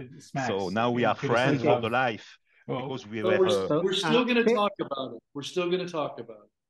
Perry, I don't think we should speak too much. We should. What's that, Noam? You're saying there? Yeah, Perry. Since you asked me, I wanted to say that there was something entertaining, but I think it took too long. The discussion between you and Patrick, and maybe if you'd taken it offline, it would have been better. I can see why you don't want to, because your whole point is that you want something to be you want something to the community, and you're the one person who's shouting this. You think of yourself maybe as the one who's crying wolf and nobody's listening. Well, I know people are listening. I know that from but not enough. I'm sorry, what's that? Not enough are listening. I can tell you, just as positive feedback. If you say it too many times, it turns people off. Yeah, it was entertaining for the first 15 minutes. When you and Patrick had to go back and forth for an hour, it stopped being entertaining. That's the difference between a free society and communism or socialism. You have to stand out. You have to be willing to be a leader. You have to be willing to be put on the stake if you're going to lead and you want to change. If you just want to conform, if you want people socialism to follow, and communism. You don't. If you want people to follow, you need to make sure you don't turn them off. Well, I'm trying to express myself. That's what I had to say. You can take it or leave it. Yeah, I understand. All right. Thanks, be open mind. Be open mind. Thanks, Noam, for the feedback, and thank you, Perry and Patrick, for all the thoughts. There's one other thing I'd like to add. Go ahead. Because it relates to several things that came up. Dan, you talked about speaking English. And I think a big part of the misunderstanding between, or maybe even bad feelings that come out between Perry and Patrick is the language issue, even though they both speak English. When Patrick said evil, I didn't know what he was talking about. I had to write it in my brain and then read it in the Spanish or French reading in order to understand that he was talking about evil. I can see why Perry wouldn't understand it the first time, but Patrick can't believe that Perry didn't understand it at all. No, I believe. But Noam, you are just joining today. He's evil on every show. All right, let's not get into it too much, but I will just highlight what Noam was saying, that it's not that. We do, we're joking, having fun. I don't agree with that part about being evil. I think we're all having good attention. Perry speaks Spanish also. I can speak Spanish with him. Yeah, hola, Perry. ¿Cómo estás? Bien, okay. So, cuenta de nuevo. Todo bien, Diablo. Todo bien. Let's so that was all a joke and I misunderstood it. I take that back then. Okay. So, but I do want to highlight what Noam said, though. I mentioned this a couple of times. I've noticed it because sometimes Patrick and I have gotten into disagreements before, and I realized that just because we didn't understand each other total, because Patrick speaks like 6 or 7 languages and English isn't his first language. So it is a big thing that we have just in the community. We're like on the edge of innovation, figuring all these new things with people all across the world. Sometimes it can be difficult to understand accents and so forth. So we should give each other the benefit of the doubt and remember that we have a lot of challenges in our communication. So Noam, thanks for mentioning that. That's a great point. I suggest we wrap it up now. Thanks, I am the Queen of Switzerland. I am the Queen, and I am here to say thank you very much. That was a nice episode. I am the Queen. Thank you, Queen Patrick of Switzerland. Okay, so now we can close up this episode.